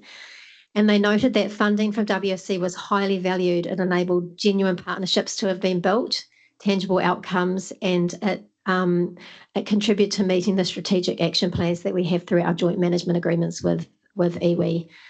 Catchment groups have got funding challenges, particularly going forward. They prefer, there's lots of contestable funding. They prefer council catchment to provide a non-contestable funding that's targeted to groups based on their alignment to WRC's purpose. And they wanted there to be clear criteria and eligibility and having access to that. In terms of the funders, so MPI, as you know, has broadly funded catchment groups over the last few years. They fund about 50 catchment groups nationally. Just recently, they've announced that they're moving away from that approach, and they're looking to fund 1 to 2 collectives per region rather than individual groups. And those collectives will receive the funding, and they'll fund coordinators that will then support multiple groups beneath them. Went to a workshop on this last week. Catchment groups weren't particularly happy about it, but MPI has recognised that its current program is unsustainable. Other funders generally support work on the ground, not the operating costs of catchment groups. Other funders place a really high importance on iwi partnerships and enabling iwi capacity and capability to do projects. And so providing support for iwi in our catchment programs is seen as a really positive for us being able to gain co-funding from others like MPI and Waikato River Authority. In terms of other councils, most other councils have either formal or informal agreements with iwi, depending on their settlement status, and they have funding arrangements either for on-the-ground works or for base funding for iwi to undertake projects. In terms of catchment groups, Southland funds the umbrella group, Thriving Southland. They provide funding for the operating of that group. Bay of Plenty provides discretionary grants capped per group per year. They fund about 10 groups per group per year for the small amount of money for catchment groups. There's a lot of concern amongst councils about the sustainability as government funding winds down and that groups will be coming to councils. there is a consensus that catchment groups are most effective when they're complementing broader catchment programs. And so having catchment groups and council programs are an important way of achieving outcomes. It's not reasonable to expect catchment groups to achieve them by themselves. So the proposal that we're bringing, or for feedback, the draft proposal for feedback, is that we establish separate budgets that are allocated discretionary, not through a contestable application process, because that's quite resource heavy, around partnerships, so that each zone establishes 2 discretionary partnership budgets, one for iwi and one for catchment community groups. We utilise existing catchment budgets that we have been operating in this way, but that just sit within the broader catchment on-the-ground works budgets, reallocate those as clear partnership budgets with clear criteria in the way that they'll be allocated, and that the size of those budgets per zone be recommended to ICMC down the line for consideration on the size of them, and that annually we would report how those allocations had been spent as part of an annual report to ICMC. This proposal could be implemented within existing budgets. And so open for feedback on that. Thank you, Kerry. Chris. Thanks, Chairman Robbie. I'm afraid I can't support any of the proposals on there. The only way I would support it, if it was broken down into the catchment members made the decisions in terms of funding, and it was a targeted rate. So if you want to engage with all these other parties, you pay for it. But I, in no way in the world, will I commit our ratepayers to funding external bodies to meet on issues which have been forced onto us by the Crown. It's a Crown responsibility. It's not a regional ratepayer responsibility. So I'm sorry, I can't support it. Gary Maguire. Follow on from what you've just said, I think, Chris, I'm a bit fuzzy on where the thoughts are on this, but the ratepayers, are iwi charged the same rates as the other farmers and the other ratepayers, or is there a totally different rate for iwi land compared to other farmland? When we're asking for funding to be allocated and that they want more funding, are they paying the same? Are we all on the same level playing field? That's my question there. Simple answer is yes, there's a difference. If There is a difference. If it's undeveloped,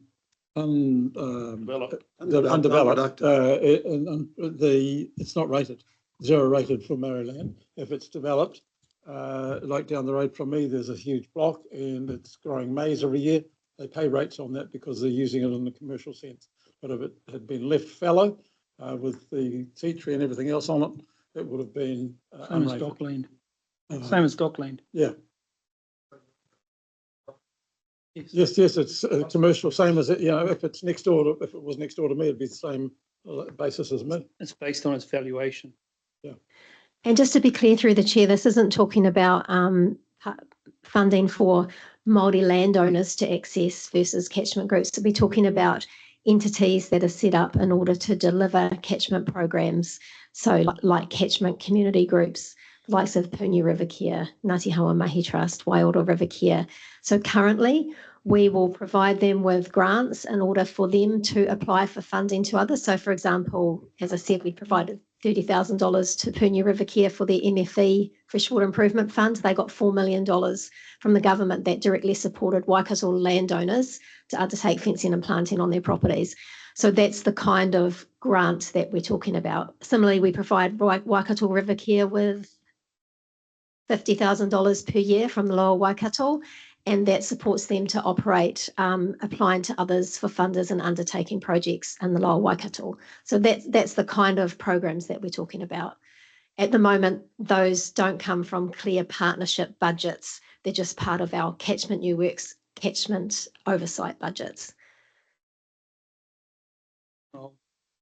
Yeah, if I can step back a couple of comments.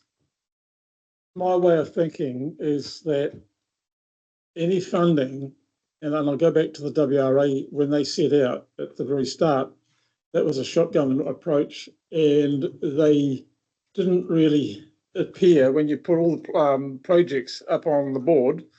They were all over the place, and yeah, they might have been looking good, but there was no real pattern of benefit. And so the current thinking is more, I think, where they should be. And having talked with a number of the WA members, I think they've seen where they went wrong to start with. The issue for me is that council should be establishing its plans and looking at the catchments and seeing what the big picture is for those catchments. And okay, set priorities, that's fine. And then the catchment committees, when they come for funding, must be in alignment with the council's plans. They need to be independent, but it's got to be working in a way in which it supports what council's ideas and whatever. So, and then if you set out to achieve something and you achieve the goal, then you've got to have some funding that sustains that for a number of years so that the plants establish and they get maturity and the likes. Because so often we fund, and I hear there's some small bits to these groups, but that's for leveraging to other projects. But what happens to what was done? Because I saw what Waikato District Council did around Lake Rotakari. We put in plants and we didn't go back and release them, and it was a complete and utter failure and lots of money wasted, and it's a lot of learnings. So to me, the big picture is, what does council intend? How do the catchment groups support that? And how does council support them in achieving that? And then what do we do to make sure that what they've done is sustained? So if that is encapsulated in that, that's fine. But I do not agree that there should be separate budgets for different groups such as iwi and others. I can't support that. So Councillor Smith, just to clarify then, you support the notion of one partnerships fund that could be for any group, Yeah. and that it's the criteria means that it must be aligned with council's priorities, so supporting It can't be partnerships. against council's priorities, absolutely. Alignment with council priorities, and that the programs demonstrate longevity. Yeah, and you know, there should be some ability to make sure that what's done is supported for an appreciable time to ensure that it's enduring. Okay. To do all the work and then do no release and whatever doesn't make sense. A lot of money wasted. So yeah, it's one fund and every project stand on its merits. What's the best work to achieve that? Thank you. Thanks. No, Warren. Thanks, Robbie. Yeah, so support developing a clear criteria. Who will, or where's our input into that criteria? So that would come when we bring this back as a formal paper to ICMC. We would pull together proposed criteria and potential size of budgets per zone for discussion. Yeah. Thanks, Kerry. I'm with Noel. I don't support two separate discretionary partnerships. I would say though and I have seen the hub system work quite well in biosecurity because it allows some of those smaller groups to then have a landscape effect. So you know, supportive if there's that potential within the funding criteria. Thank you. So, potential for hub. Thank you, Warren. Ben, you've come online. I've been here the whole time. Sorry, we only just noticed you. Yep. So I agree with Chris Hughes and with Noel that you need one group there. I was also going to ask about the impact of MPI cutting back on its funding for coordinators, if you'd like to go into that a bit more. Yeah, so at the workshop, they have asked New Zealand Land Care Trust to work to establish one or two regional umbrella groups. The idea is that there's a lot of different catchment groups that employ, say, a part-time coordinator 1 or 2 days a week, a part-time comms person for a few hours a week. Their proposal is that a collective would employ full-time coordinator and coordinators and communications people, and they would be made available to those groups over time to support that function, so that one coordinator might support 3 or 4 different groups. It means that the groups won't have someone local that's coordinating like they do now, but they believe that doing this will mean they can put more of their funding into these collectives and less into the administrative work they have to do to support 50 separate groups themselves. They're looking at this model for sort of 2 or 3 years, and then perhaps cutting down and that, hoping that the groups will be well established enough, and as they said, that councils might pick up some of the ongoing support. So can I jump in there? So are they looking at using someone like Dairy NZ or something to do that for them, because they've got the networking model to represent where those catchment groups are? Is that not just take Dairy NZ out of it then, and just say an organisation that's got a network that can represent those catchment groups? That's what they're after.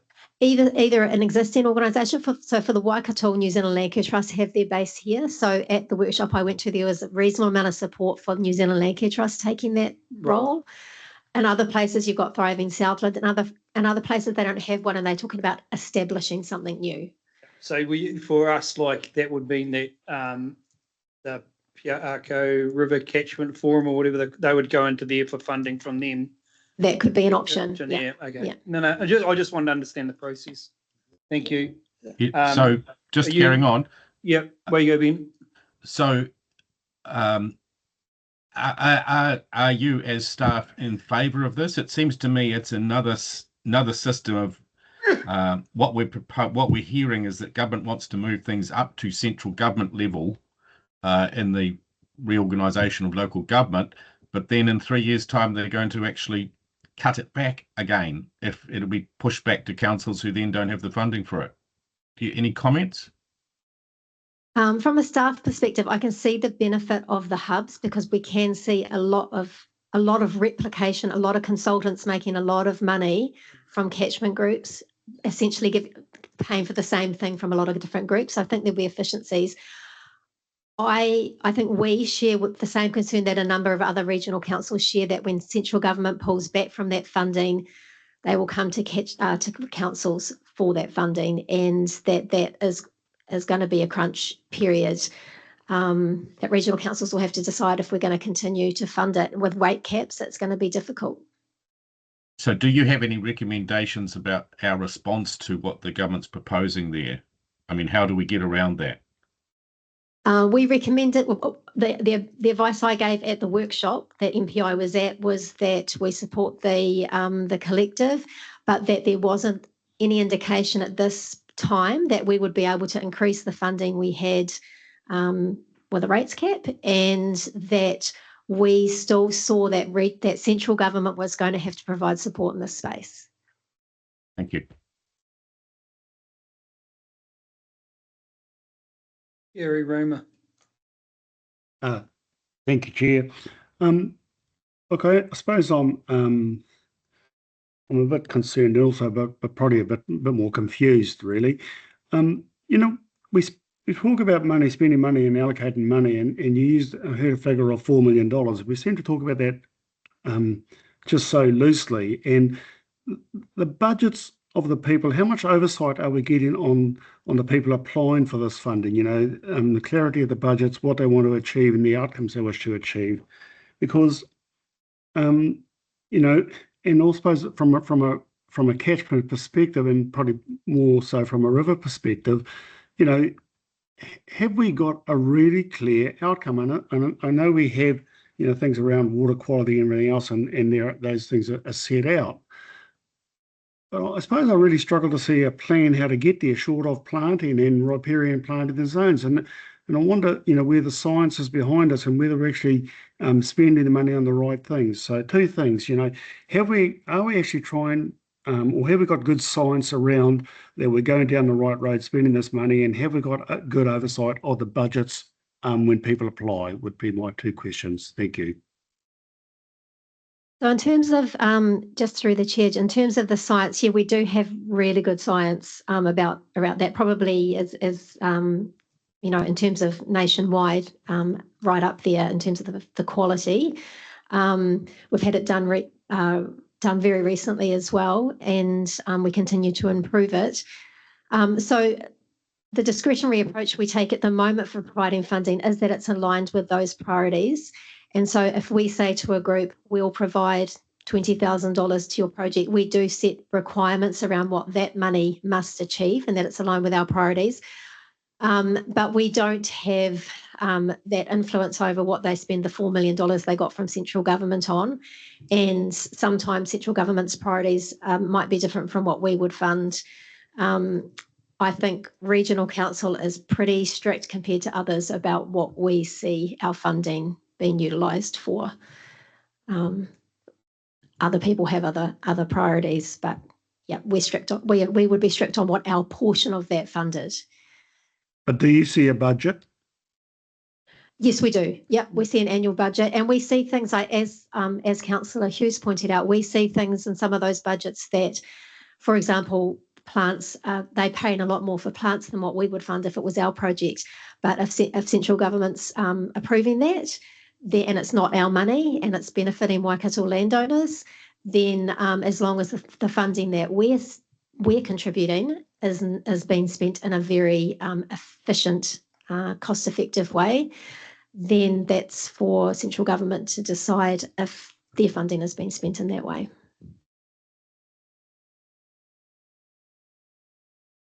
Thank you. Keith. Yeah, thanks, Mr. Chair, and thanks, Kerry, for a very detailed elaboration of a complex situation. I just want to put on record that I support Noel's stance on a single budgetary allocation process, and I also support Noel on the basis that we need to have follow through of the work we've done. So whatever we do should not be ad hoc. In terms of the what's happened in the past, it has been very ad hoc, and I'm probably fortunate I've been privy to some of the discussions with MPI in terms of the total catchment management, and I fully support that. But I am concerned that if we get into a situation where Landcare are taking over a role of catchment management, which I believe is our domain, we need to be right in there and in that discussion. So totally believe in catchment management, and if more we can do to take silos out, the more we can drive efficiencies, as Chris has acknowledged, the better. And you've rightly pointed out that a lot of consultants are making a lot of money that's actually not doing any good for us at all. So, yep, absolutely support rationalisation. Okay, so far on this one, we've got there is some mixed support for funding of external groups, but if we are going to do it, that we want to see one fund, not split fund, and that it must be aligned with council's goals for catchments, not ad hoc. Need to ensure that as part of that, our criteria are ensuring longevity for projects, very clear criteria, that we do support that potential for regional hubs, but we want to make sure that council's right a part of this influencing. Liz, you got a question? Look, the only comment I wanted to make at this point was just around the two dedicated discretionary partnership budgets. Is that we've got two iwi members around our committee, and I'd really like to hear from them, and it might be obviously today, before I form a firm view. I don't know everything, and I'd like to understand what their point of view might be. Everything else I'm largely in agreement with. Okay, so we'll just make that comment that we would like to get some input from councillors Mahuta and Hodge, and perhaps bring that to the final, the further up meeting of this when we bring a recommendation. And can I further to that then, at the moment council provisions about $1 million iwi, and we actually don't know. Some have asked around the town, asked about the requests. Now, Can't hear you, Noel. so is that funding that we already provide towards iwi support yeah, I'd like to know where that's going and whether we could utilise that as well if you're going to, if it's to be considered. So am I making myself clear? Yeah, you're saying not, there's one pot, not two. Yeah. Yeah, You're understand creating that. another pot. Yeah, fair enough. Chris? Yeah, I just want to make sure that I was understood when I said, if we are, and I probably didn't explain it in words of one syllable, but I will. If we are involved with treaty settlement meetings with iwi, that's a Crown responsibility to fund. It's not a ratepayer responsibility. So if any of that's included in there, then I'm absolutely against us funding it. Thank you. So we just make that clear. It's no support for funding where it's a treaty obligation. Treaty obligations are Yeah. Crown responsibility. Okay, that's good. Thank you for that clarification. Okay, we're happy to move on to the next. I'll have my piece. I'm in support of what Noel and Warren was saying earlier. Yep. So that's where I sit as one funding pool. Yes. And what was the other? With clear criteria. Yep. Yep. Thank Okay, you. another tick to that. Thank you. One thing I'd like to mention is the committee. You're looking at establishing a committee. Okay. I do have concerns of only one committee. Do you want to move on to that one? Oh, sorry, is that to come? That's Okay, to come. sorry. Yep. So this one might not take long. This next one is around legal protection of works, but it does require your input because it is a change to council policy. Yep.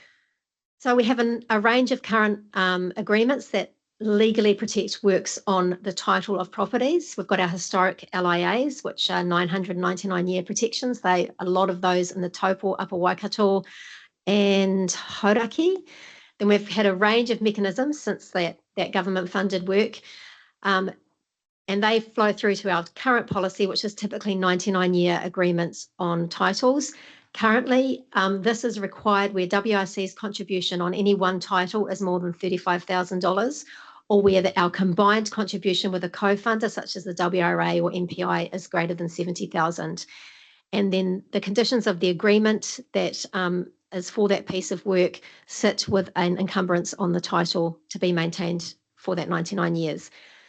It's a reasonably time-consuming process to go through that. We also work with Kiwetu and Ngā Whenua Rāhui who have their own covenants, and we accept those in the place of these. In terms of our landowner feedback, 34% of those landowners that hadn't worked with us to date in priority catchments said that this legal protection requirement was the deterrent for doing the work. And the majority of them said that removing this would increase the likelihood of doing work. In terms of our funders, the River Authority does require legal protection where more than $120,000 of their funding is spent on a single property. MPI and WSEAT, they value covenants, they certainly value ours, but they don't require them as a condition of funding. Ngā Whenua Rāhui does, they use their own, and that's a 25-year kawanata, and this can be reviewed after 25 years because they want to give the opportunity for the next generation of farmers to reconsider what they would like to do. And QE2 have their own covenant, and that's in perpetuity. Other councils, a lot of other councils have very high trust models. So 5 of the 7 that I interviewed don't require any sort of covenant regardless of the amount of council funding that's put on. Bay of Plenty do, they're the same as ours, there's $35,000, but they are looking to increase this, and Horizons, it's $100,000. So the proposal for feedback we have is that we increase the threshold for covenant requirements and reduce the covenant length. So increase it to $100,000 of combined co-funder WIC funding, and reduce the covenant length to 25 years to match what Ngā Whenua Rāhui does, and that provides options for the next generation of farmer.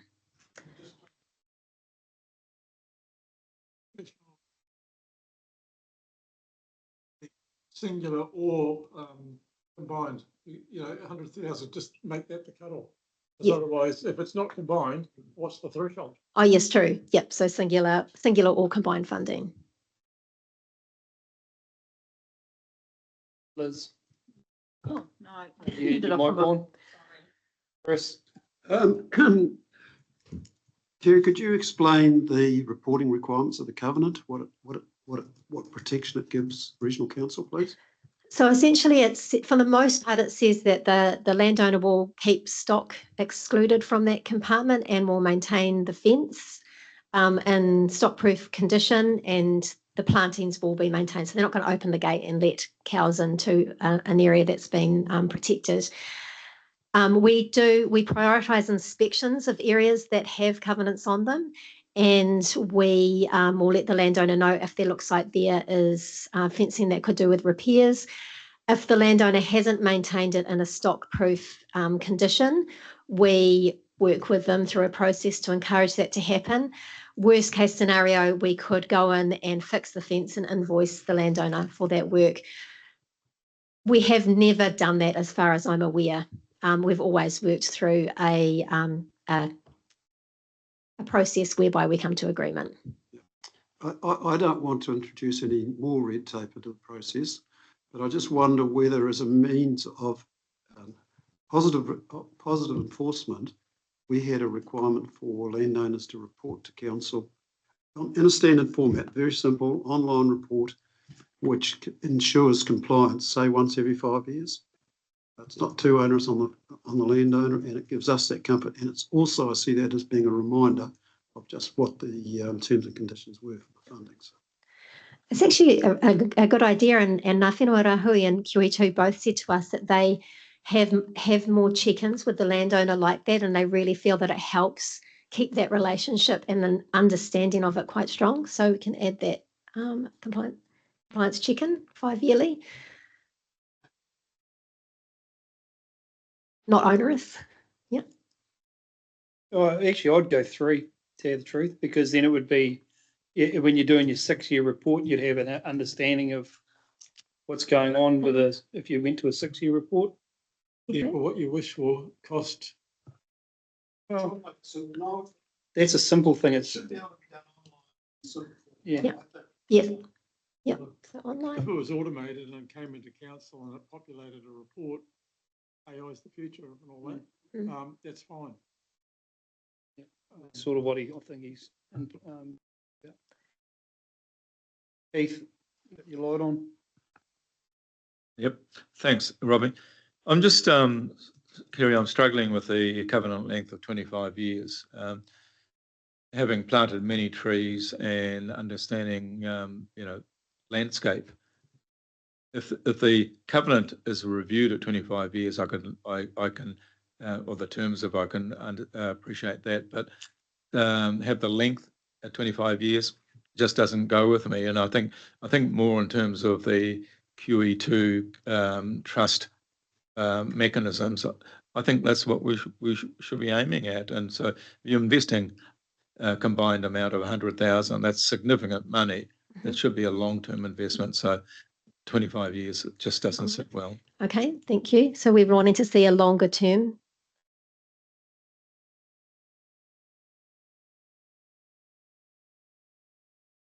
Well, So 99 years is. I think so, a 99 year. But if it requires, and I think what Chris is raising is a perpetual problem with QE2 is the vermin, the weeds, and that sort of thing. It does need a maintenance factor, and that's as Chris says, it can be done online. So that are two different things, though. So planting a tree for you've got to have 99 years. But if you're setting some land aside, you need a longer term. But maintenance is a different critical factor. Okay, so just that there's potentially a review clause in there at some point. So I've got been clear that it's singular or combined funding of 100,000. That we'd like to see a check-in at somewhere between 3 and 5 years, a simple check-in, perhaps an online form, but that generally more supportive of a 99-year covenant with potentially a review component of the appropriateness of some of the conditions.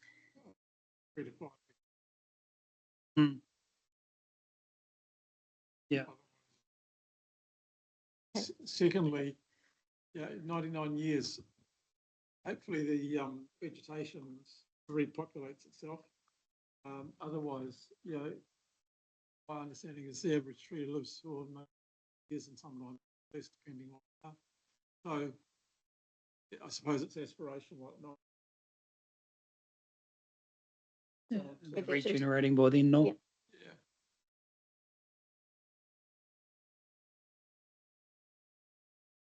Yeah.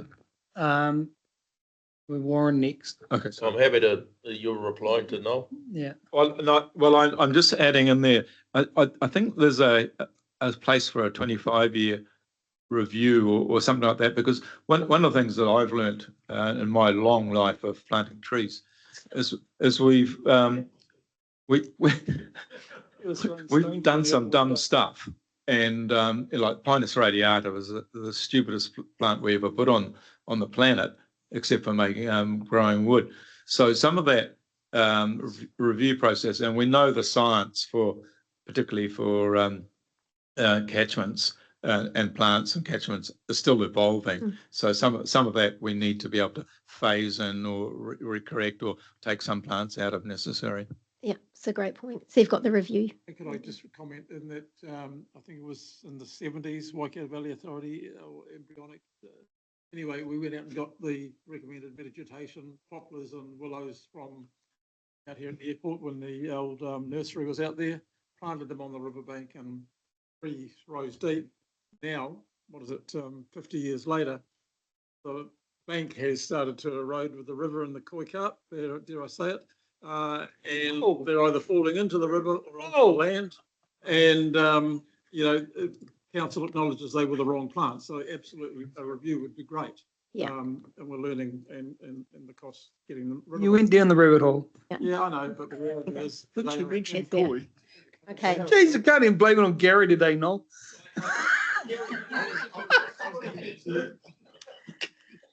No, thank you. That's a really good idea.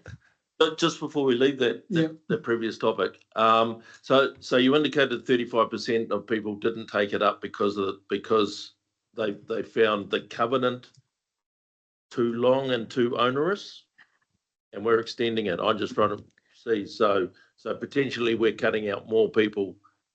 Well, so this process. yeah, so I think there's one thing in that the covenant coming in at 35,000 meant that you don't get much for 35,000 these days, and so the idea of having a legal protection on the title for a small amount of work was off-putting. Okay, So it's raising it to 100,000. Okay. Yeah. So that means that the really big projects would have covenants rather than Okay. the more medium. I just wanted to get that clarity because I think it's this would still provide a balance that would mean that more people would be on board for taking up work. Thank you. Ben, I was just going to say, Ben, he's been waiting for a bit. Yeah, no, it's just on this one. I just wonder, what is the cost of the insurance? Yeah, is there an insurance cost? Is there a legal cost for setting up the covenant, and who pays that? There is a legal cost, and council pays our component, and often that's internal lawyers. The landowner pays for their legal advice. So from memory, I'm not sure. I think it's in a couple of $1,000s each. Yeah.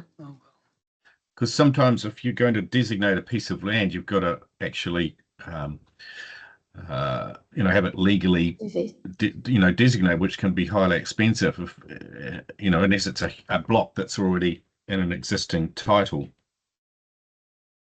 Yeah, so I know QE2, they do have to have a formal survey. I think ours are GPS'd through our landowner agreements. Yeah, so staff do that internally.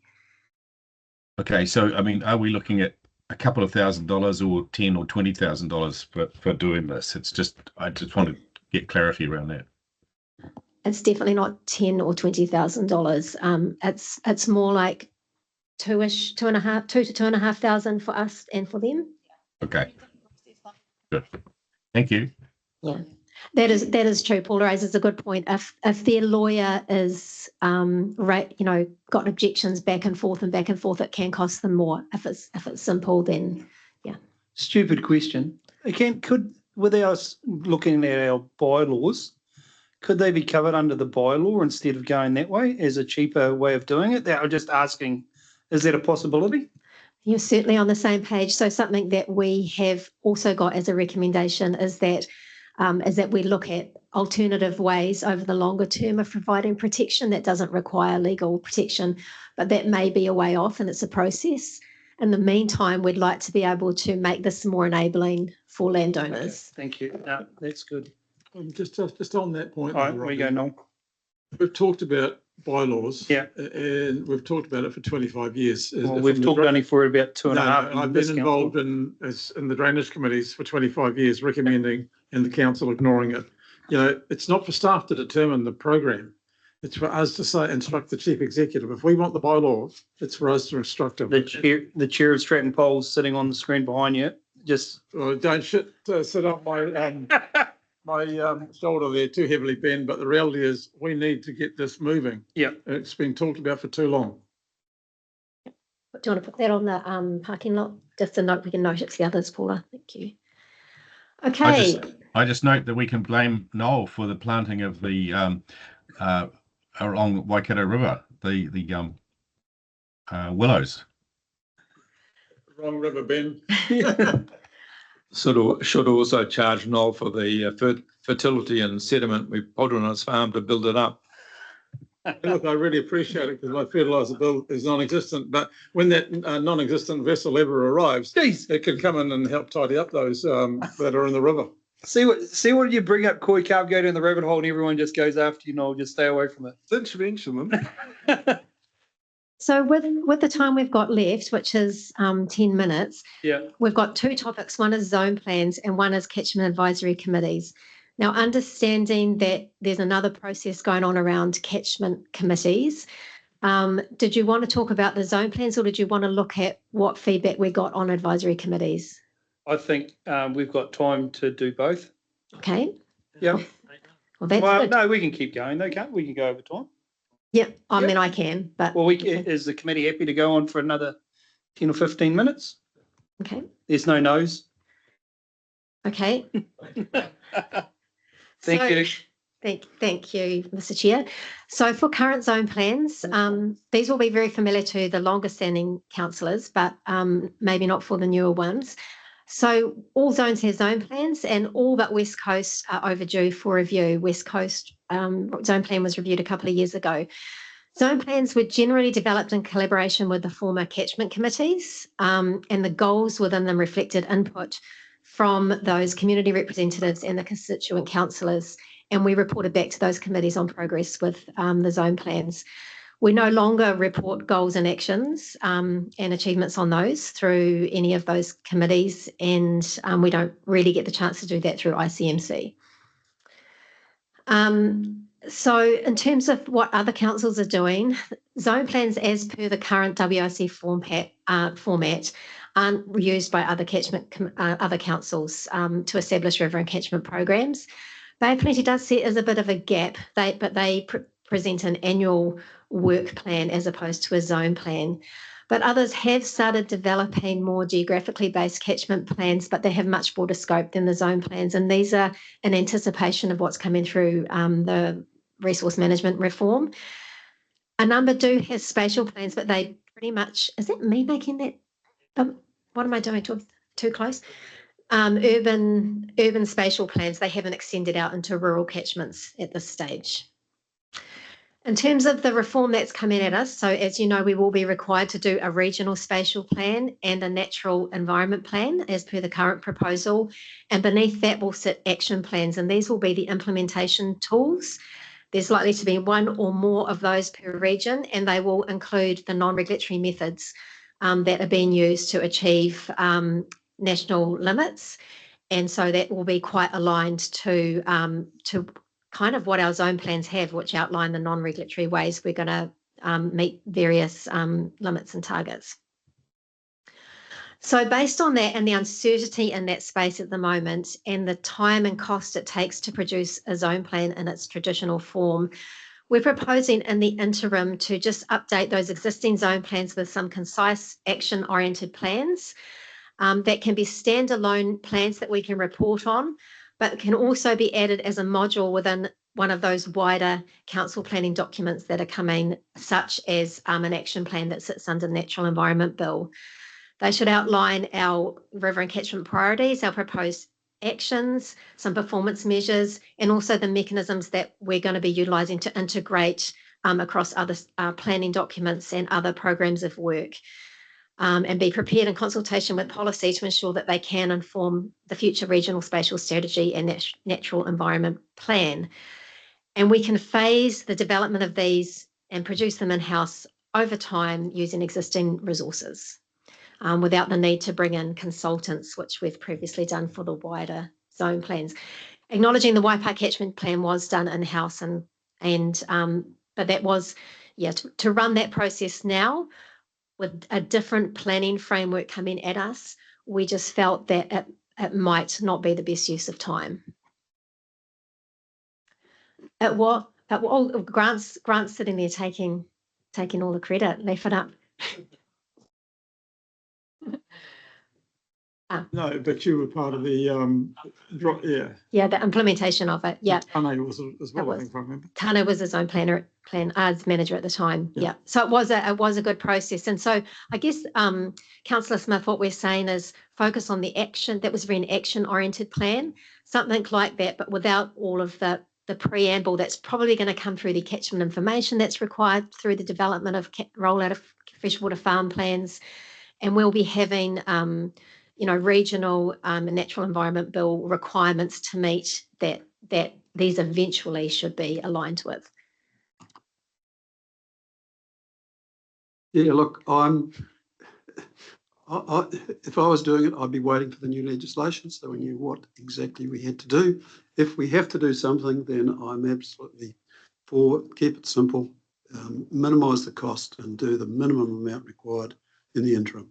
I wouldn't be doing anything which we don't have to do until we get the new legislation. Yeah, okay, thank you. I'd support those comments insofar as we don't know what we don't know, but we've been told it's going to be June. So I wouldn't want to see this report coming back until after that. And it's lined up against that once we understand it. That Waipa zone plan was the genesis for all the other plans that were done. It was a long process. It was a thorough process. And there were a hell of a lot of people involved on it, but it was a good plan. You have to say that because I was there at the time. The reality is that it's a big document.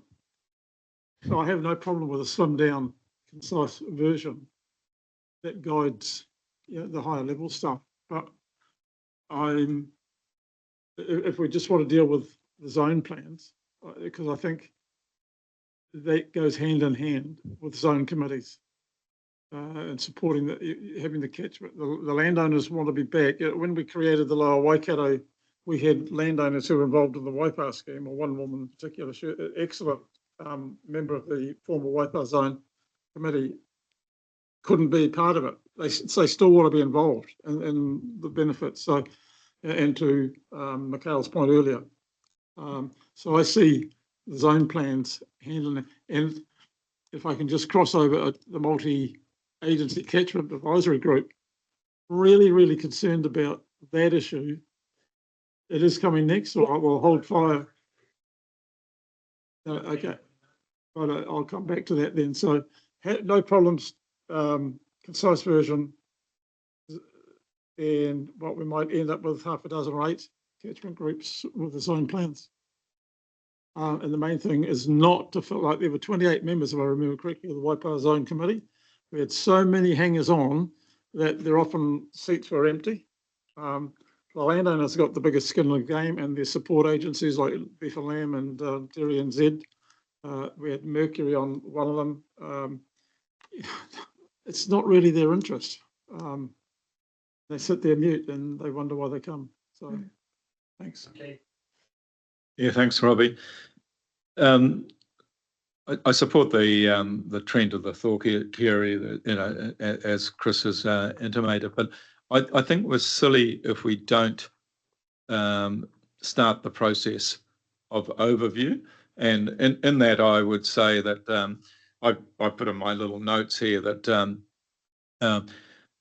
in terms of the MPI funding, I think let's think about what's the best fit for us. And I would think in terms of an east and west catchment model that, sorry? Yeah, but yeah. So, but a subset of that, whether it's a zone, because I do come from the period when we had all the other zones. I think there's a natural breakdown which we haven't,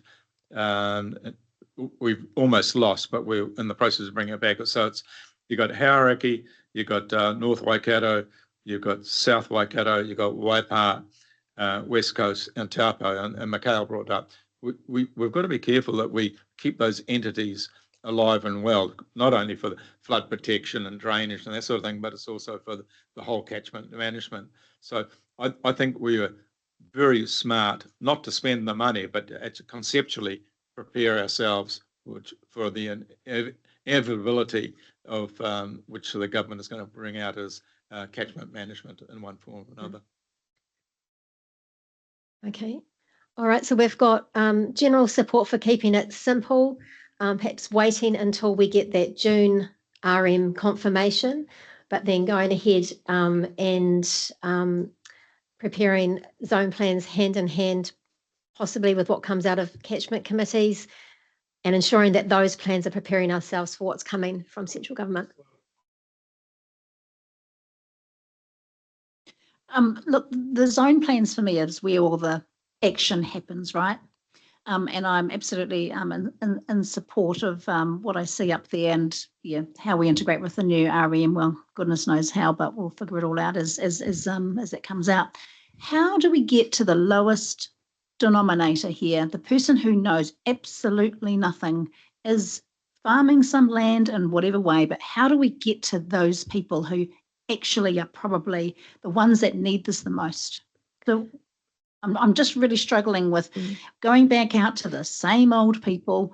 As Noel said, 28 people around the Waipa one, because it's really good to see the Waipa is going to be prioritised as a zone anyway. Just saying. But how do we get to those people who just don't never even heard of what regional council do? Yeah. Yeah, and that's a really good question. I think it's what we're hoping to achieve through this sort of umbrella catchment framework that then is activated through these action-based zone plans, which includes details around how we're going to go back to promoting, to field days, to even reminding people who have existing large land improvement agreements on their property what the purpose of those were for, and that they've actually got them. So I think it'll come alive at that action place, zone base, and that's how it's going to be implemented locally on the ground. Yeah, look, I'm pleased to hear that. I want to see some fresh thinking on this. Can't be the same old way that we've done things. This is an opportunity, right? So yeah, really. There's one thing that drainage does every year, and it sends out the drainage pamphlet. Those of you who pay drainage rates will know what we're talking about. And it's really interesting. The people that don't know anything about regional council but get that know about drains, because that's where they ring us. And it's the information. So, and that goes out in an envelope addressed to them, not to the ratepayer or to the landowner. It's targeted to the individual ratepayers, and it provides information and advice and whatever, and it happens every year. And that document, you're talking to that person, and it's costly, but if we target it properly, maybe the snail mail will disappear from our world. But the reality is, you've got, until you get down to the individual, this generic stuff doesn't work.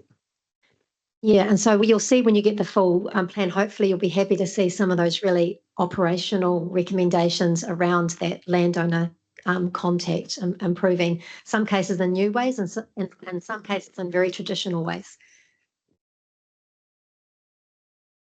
Okay, are we happy to move on from the... Yeah, put a tick up there for me as well, since you're doing ticks. Thank you. You want to tick up there, Liz? Yeah. Okay, thank you. The tick. Okay, so we're on to our final one now. Thank you for your patience through this. So it's talking about catchment committees. So those were established through Project Watershed in 2002. And as many of you know, they served in an advisory capacity to council and provided a key mechanism for councillors and staff to support consultation, decision-making and implementation of our catchment works. They were disestablished in 2019. Staff do note that when they were in place, that communities and governors did have a strong awareness of the support that was available for work and of their local programs in general. But it is noted that in the form they finished in, they had become efficient and very resource heavy. And so we can't deny that that was one of the reasons that they were disestablished, as it was becoming very expensive. And perhaps down to one of those things you note, Noel, with 28 people around, it was becoming pretty much the full-time job of one zone manager per zone to service those committees. In terms of other councils, most councils do use advisory groups for the oversight, advice and engagement for their river and flood scheme programs, as we now do also. They're less common for catchment management committees. I couldn't find any councils that have catchment committees for catchment activities in the way that we did. But there are some examples of advisory groups which you might be aware of. So Auckland Council has a rural advisory panel made up of councillors, industry, local board, Māori representation, and they advise on policies, plans and rural strategic matters, just with that, that rural lens on. So anything, not just catchment management, but that might impact rural sector, goes to that advisory panel. Environment Canterbury are establishing local leadership groups, but that's just going to involve TLAs, iwi and council reps to provide strategic advice and priority setting and engagement advice. And Horizons has their Sustainable Land Use Initiative Advisory Group. This is particularly around their Hill Country program. It contains councillors, representatives from farm, forestry, federated farmers and ag research, and that specifically provides advice, technical advice and farmer feasibility advice on the way they're running those programs. So between all of those types of panels, they meet between the Horizons meets 2 times a week. Auckland's panel meets 6 times, sorry, not a week, 2 times a year, Yeah. 6 times a year. And then of course Waikato District has their Rural Economic Advisory Panel as well, which there's good engagement with focusing on rural matters within Waikato. So we looked at the existing fiscal envelope and we recognised that we are lacking some external advice, some additional expertise from industry, recognising that within our own council, we've got a lot of rural experts. But on the balance of things, our recommendation for feedback was that we establish at least one catchment advisory group with representation from council, TLAs, iwi, industry, science partners and community. And that group be used to provide advice and feedback on our river and catchment programs, including the priorities, feasibility of works, some of the funding mechanisms, collaboration, some of the risks, and that meet 2 to 3 times per year, and particularly when there were things like annual plan, LTP, big funding opportunities like shovel ready, if and when that came again, to provide advice to council on the approach we should take to that. Now, our democracy services have advised that one group like this could be supported within existing resources.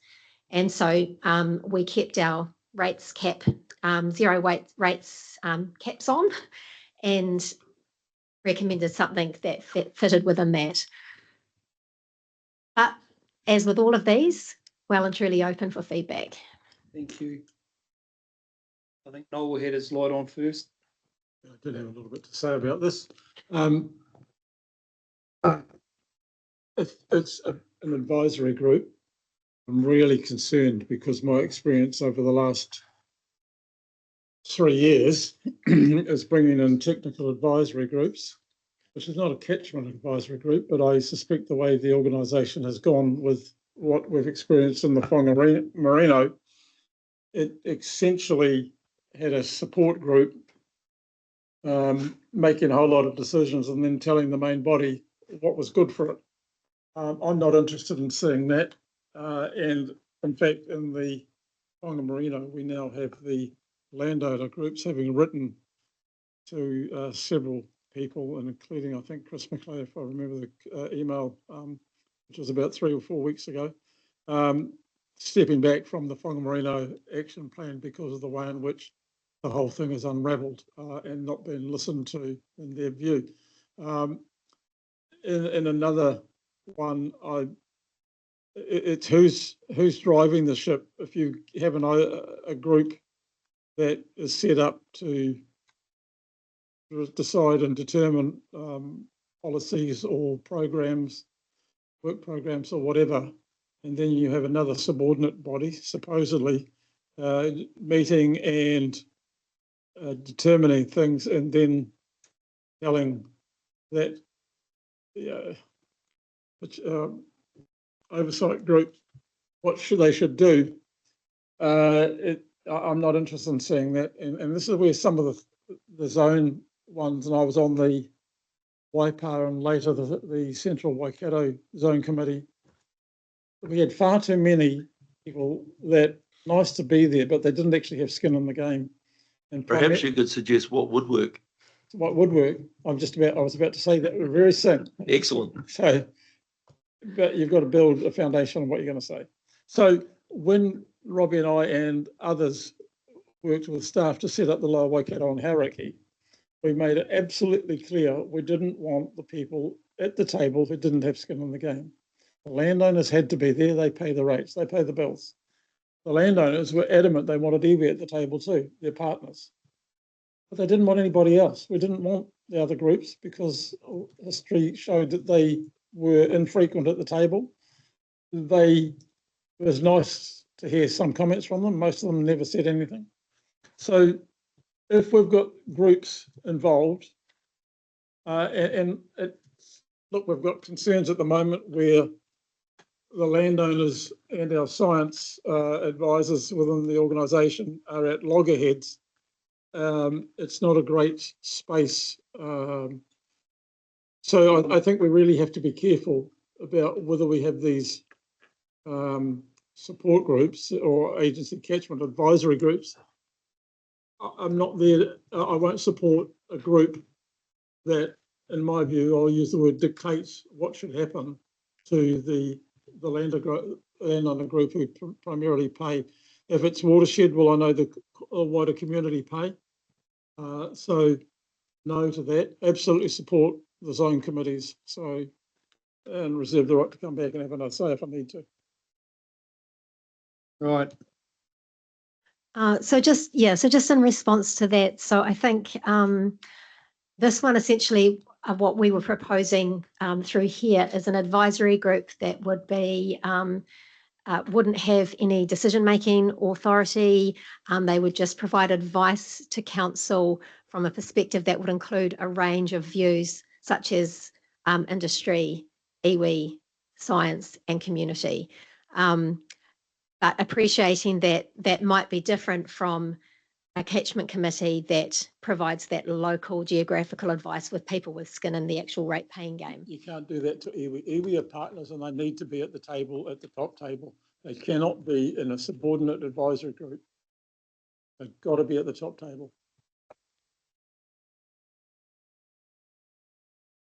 You anything? So yeah, that's notwithstanding them being involved at co-governance, but yeah, it was essentially saying this advisory group would need to have full representation on it, but not precluding iwi being somewhere else. And the other issue is iwi is struggling to meet all the groups that we put up and other councils put up and other entities. They are having a real problem getting to some of these groups. So yeah, I just don't want to see us overburdening our treaty partners in what they can't achieve. Thanks. Yeah. No. Keith. Yeah, thank you, Mr. Chair. Totally support what Noel has said because I was a zone chair for a few years and what I would like to push back on a little bit, Kerry, there is that those committees were disbanded for political reasons. They were not for cost, because when we looked at the cost structure, we had been pleading for ages to take the periphery people out that just came for the lunch and that sort of thing and charge their travel. And what we didn't know at the time was that they were charging their time, their travel, against the committee. So it was a very unfair process. So the point, and it goes back to what you were saying, or the question you asked of Noel Warren. I understood, and I think it's can be corrected. The targeted ratepayers had a legal right to representation in that period of time. Now I don't know whether it sits now, but if I think that the criteria should be those that are paying the money should have a legal right to have some say, and advisory is not satisfactory as far as I'm concerned. They should have a legal right to entry into the processes of the regional council, as we had in the past. And in terms of that, the advisory people that have been on the periphery can come and go as needed. And that's where I think, and as we build the zone committees and that sort of situation where we're looking at catchment management per se, but probably going to form a CCO for drainage and flood protection, but there will be a need for crossover for catchment management in terms of riparian planting and putting rocks on sides of things. So that's an in and out, not a permanent part of it, which, as Noel quite rightly says, overloads the purpose of the committee. I think it's also really important, Kerry, that the purpose is clearly defined. And, you know, I think a lot of us are sat around these committees. They've just been hooies with no direction. So we need to know what we're trying to achieve, have a set goal for the meeting and get a set outcome out of it. And Noel has touched on it, but I totally agree with him. The composition is critical, and the reason for the people to be there is critical, and their role is critical. Thank you. Chris? To me, the catchment advisory group should be only those who are involved in paying the bills. You're a contributor to the rates, they're targeted rates, as I understand it, going to these these things. Those people who are responsible for paying the rates should be determining their future, and they're the ones that should make the decisions on this. I don't agree with multi-agency catchment advisory. It's not necessary. So yeah, I'd be going to keep it simple. Just for clarification, my understanding, Grant, you could help me here, is that the catchments do have some general rate funding because of the watershed issue, whereas drainage is 100% landowner targeted rate, whereas the rivers, there is some component. So we need to be careful on that, because there is entitlement, because they are ratepayers as well, but to a very small amount. That's all predetermined though, Noel, as far as I'm concerned. The key ratepayers in these catchments are the targeted ratepayers. Like, they're the ones that should be making the call. Yeah, you're correct, Noel. It's a mixture of general and targeted ratepayers, yeah. With the targeted ratepayers, Grant, being everyone in the zone. That's correct. It's even bigger than that. It can be you can have the targeted ratepayers in the Waikato catchment, and then the whole region. You've got multiple levels to it. That's right.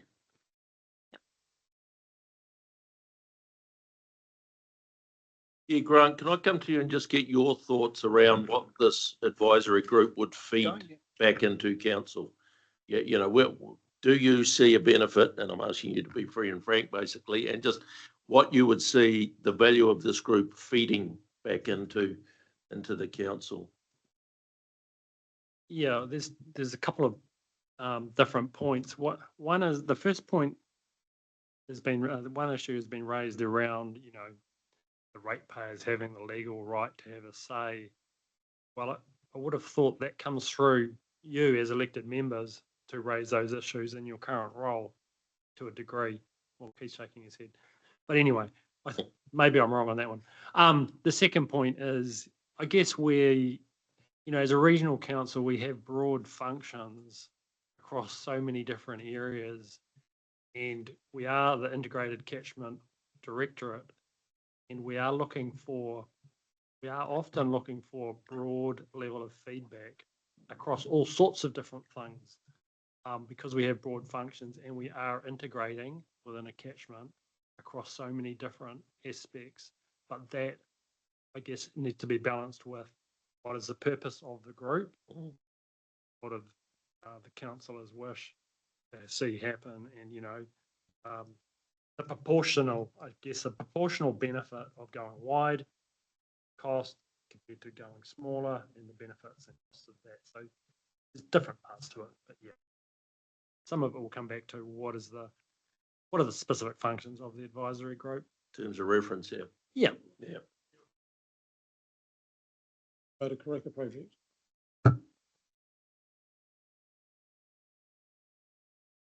Ian, Yeah, thanks, Grant. My concern is that we've currently got a Waikato catchment group and also Karakia catchment group. On them, they already have WRC, they have the district council, they have an iwi rep, and they also have industry in the sense of farmers. And there's also a community rep. So the only person missing there is science partners. So I'm struggling to understand why you want this separate catchment advisory group set up in the first instance.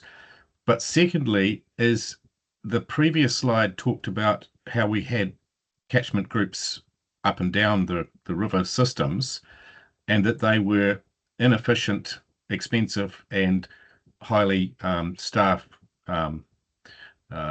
workload intensity. But now with being able to be online, do you think any of those could be reactivated in a much more efficient manner?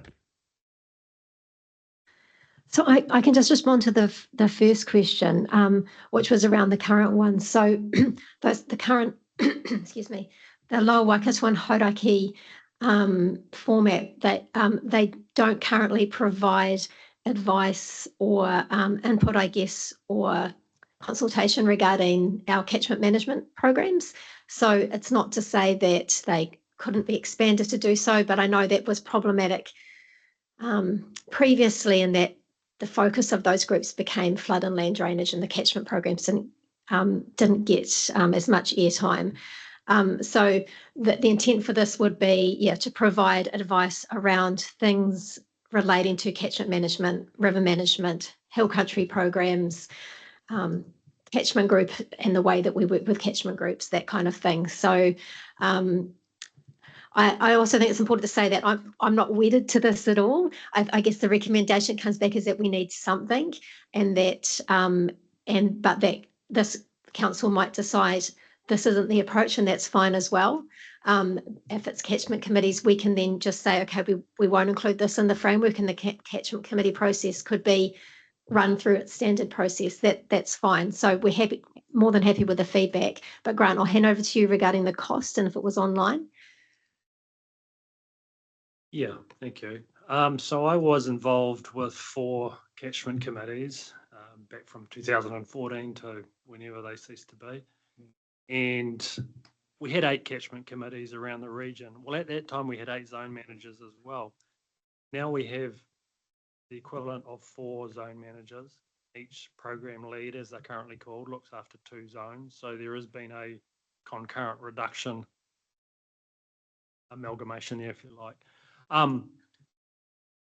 It's actually a really big topic, and I know it's in a lot of your councillors' minds as to how we do get community input into our work program. Some of the catchment committees worked really well. Some of them didn't work so well. Some of the representatives were actually only there on their own behalves. They weren't really representing other larger farmer groups and so forth. So it was really, really mixed. Really mixed. I wasn't involved with Lower Waikato or Karakia, so I missed out. Sorry, Keith. So it was extremely mixed on how they worked. The Waipa one I thought worked really well. It was a pretty congenial bunch and very positive and constructive, and that was probably one of the main ones I was involved in. That was, on the whole, I thought good. But the time involvement and the cost, I think it's probably prohibitive to go back to what we had. There's something in between what we had and what we need. You know, we certainly need something, but I don't think we could go back to 8 catchment committees the way they're being run. I would need another job. Yeah, or no job. But yeah, we do need to find a forum for getting feedback on our programs is the bottom line. And I think it's a bigger topic than for today, because there's other parts of the council wanting feedback from the community on all sorts of things. And, you know, maybe that's a separate, some separate issues there. We're really just being selfish in terms of our catchment and river management programs. So we think it is a topic for another time as well as today, because it's actually quite a big topic. So could I ask through the chair and what the chair's view is about whether you could provide us a paper on what your proposal would be for many, multiple catchment groups and the resourcing required and what would be the minimum in terms of being able to do most of it online. Is that something you could move forward with? Potentially. I'm not sure we're at the position now where we would have enough information or enough feedback from you or others on what we would put in the paper. Kerry might have some thoughts on that. I think there's another step to this before we could put a paper together. I mean, what I can do is have a chat with Marley about where they're at with theirs and just give her the feedback, because she's aware of this recommendation, give her the feedback that we've received today and indicate that there's a desire to see some resourcing estimates put around various options, and that council would like to see that put in front of them at a separate time. Sorry, how does Marley fit into this? Because I understood we were looking at expanding the catchment groups themselves, which was a kind of ICM thing. Just clarification. Oh, because Marley is has democracy services and as one of her. I see. Right. Yeah, and so they provide the resource to make it happen essentially. Yeah.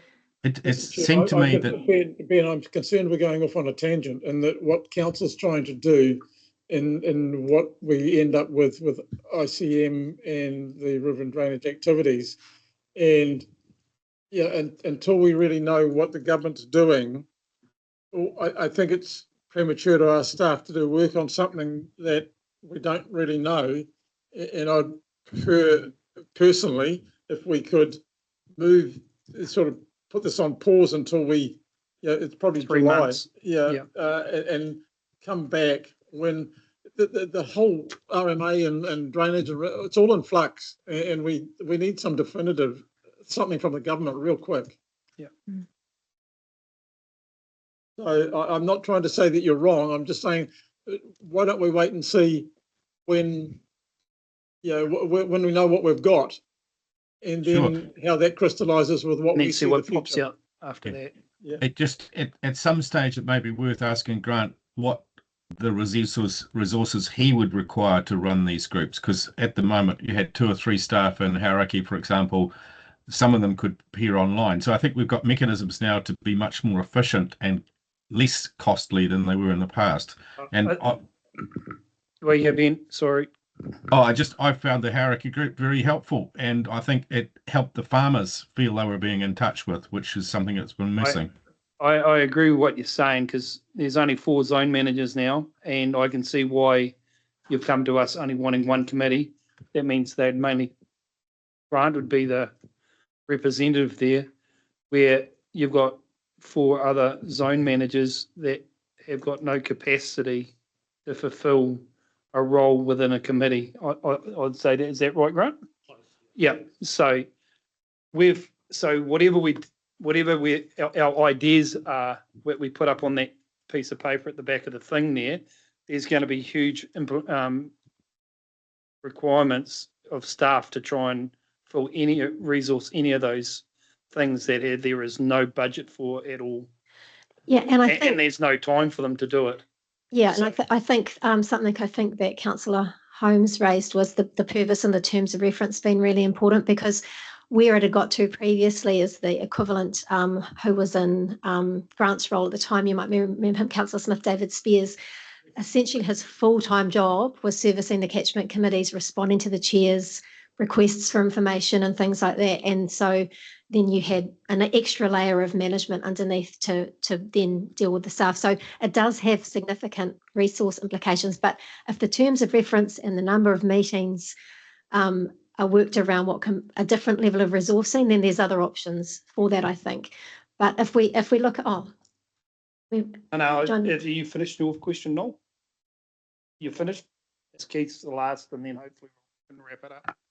Okay, thanks, Robbie. I just want to pick up from the comment that Grant made, and he wasn't totally disparaging because he hadn't, unfortunately, he hadn't been part of the Lower Waikato Zone Committee. But I think one of the things we're struggling with here, Kerry, is the consultation process, and the consultation process has to have a purpose, and that's what we're struggling with. And I think within the discussion, we've obviously got a problem going forward, and if we have a CCO of the drainage and flood protection, somehow we've got to talk with catchment management. And that's what you're trying to aspire to. I don't think we should have two organisations. It's just another bunch of silos we're creating. But somehow we need to have a mechanism where maybe the catchment management groups have a session once a year on overall oversight catchment management with the right people in there, not people coming in for having lunch. So that consultation and vision of how it's structured, we need to progress regardless, because that's part of, again, I go back to PC1, farm environment plans, we know that we've got pies sneaking around there, creating their own little empire, but they need to be folded into the whole concept of thinking. Throw one more thing in. Yep, go for it, After Noel. our recent requests coming through the Lower Waikato Committee, Robbie and I sat down with Greg and we worked out the terms of reference actually allow for certain things, which I think are covered in here, whereas the landowner members want to go back to being involved in the working up and approval of the works plan for the annual works program. They want to be involved in setting and reviewing rates and increases in rates so that they keep the reserves. The staff are doing that sort of thing once every 3 years during the LTP, and some of the cost surprises that have come about. So we are getting back to the grassroots and what their, what the thinking is. So look, this has been a bit of a journey, bringing these two subcommittees back, and there's been some challenges, but I think we should be building on what we've achieved there. And that's what, when we talk to others, and when I've been floating the idea of a different entity, and be it a CCO or otherwise, we've been asking landowners who have got the skin in the game, what do they want for their rates? And they've asked for more, and we can accommodate that. So I just don't want to see too much reinventing when we've already got the embryo in the room. Yeah. Sort of get where you're coming from there, Noel. But the Karakia catchment is totally different now that it hasn't got catchment management in it. We haven't got no representatives of South Waikato. We've got no representatives of South Waikato District Council. So there's basically no one from Wardville South represented on our committee, where yours still has. So that's the issue. The representation. We've lost now 9 years of South Waikato representation around the table. So it's with limitations. Yeah. It's and we've lost, when Emily was there, we've lost her representation of her efforts and enthusiasm around the committee table as well. So we've lost a lot from not having this involved in our committee. And it wasn't, I'm not saying it's your fault, it was just what, or staff or anyone. No, I don't, I'm not meaning it. But that's what took place, and we've been dealt, the cards we've been dealt with. And in that, I really don't know how we're going to do it with one committee. And I'll go back to our Waihau and Coromandel. We've got protections of the Gulf. We've got, acts that protect the Gulf. We've got acts that protect soil and erosion for the Waihau and Piako schemes that was legislated by government. So to understand each catchment's purpose and the legislation it's got, having one overwhelming one, I don't think will give any great ability for it to accomplish what you need to. So that's just my opinion. I'm not speaking on behalf of anybody. Unless it's relevant to the people at the table, they'll become disenfranchised. Yeah, I totally agree, Noel. So I'm only speaking on behalf of the poor cousins over the other side, as I like to put it.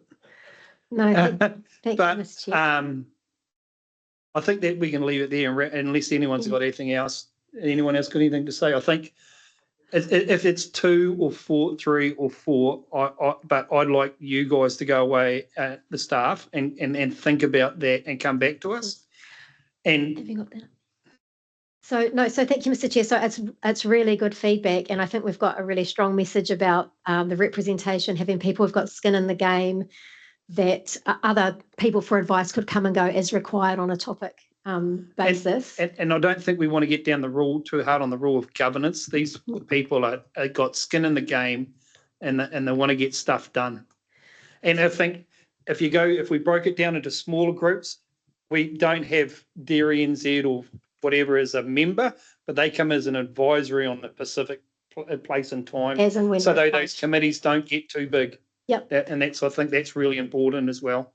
And then with Councillor Dunbar-Smith's online option. So I think what you're looking for is us to look at a different option that would involve more committees, have the discussion with Democracy Services and do some estimation on what resourcing might be, but not too quick before we understand what central government is going to be coming out with in June. Totally. And I think it's that way with the online thing, which Ben does bring up a good point, that you could have one fixed meeting a year and maybe 2 online ones, which would reduce the cost, I imagine, quite a bit. But anyway, that's up. You guys go away, investigate that and come up with some results later after the reform comes in. Okay, thank you.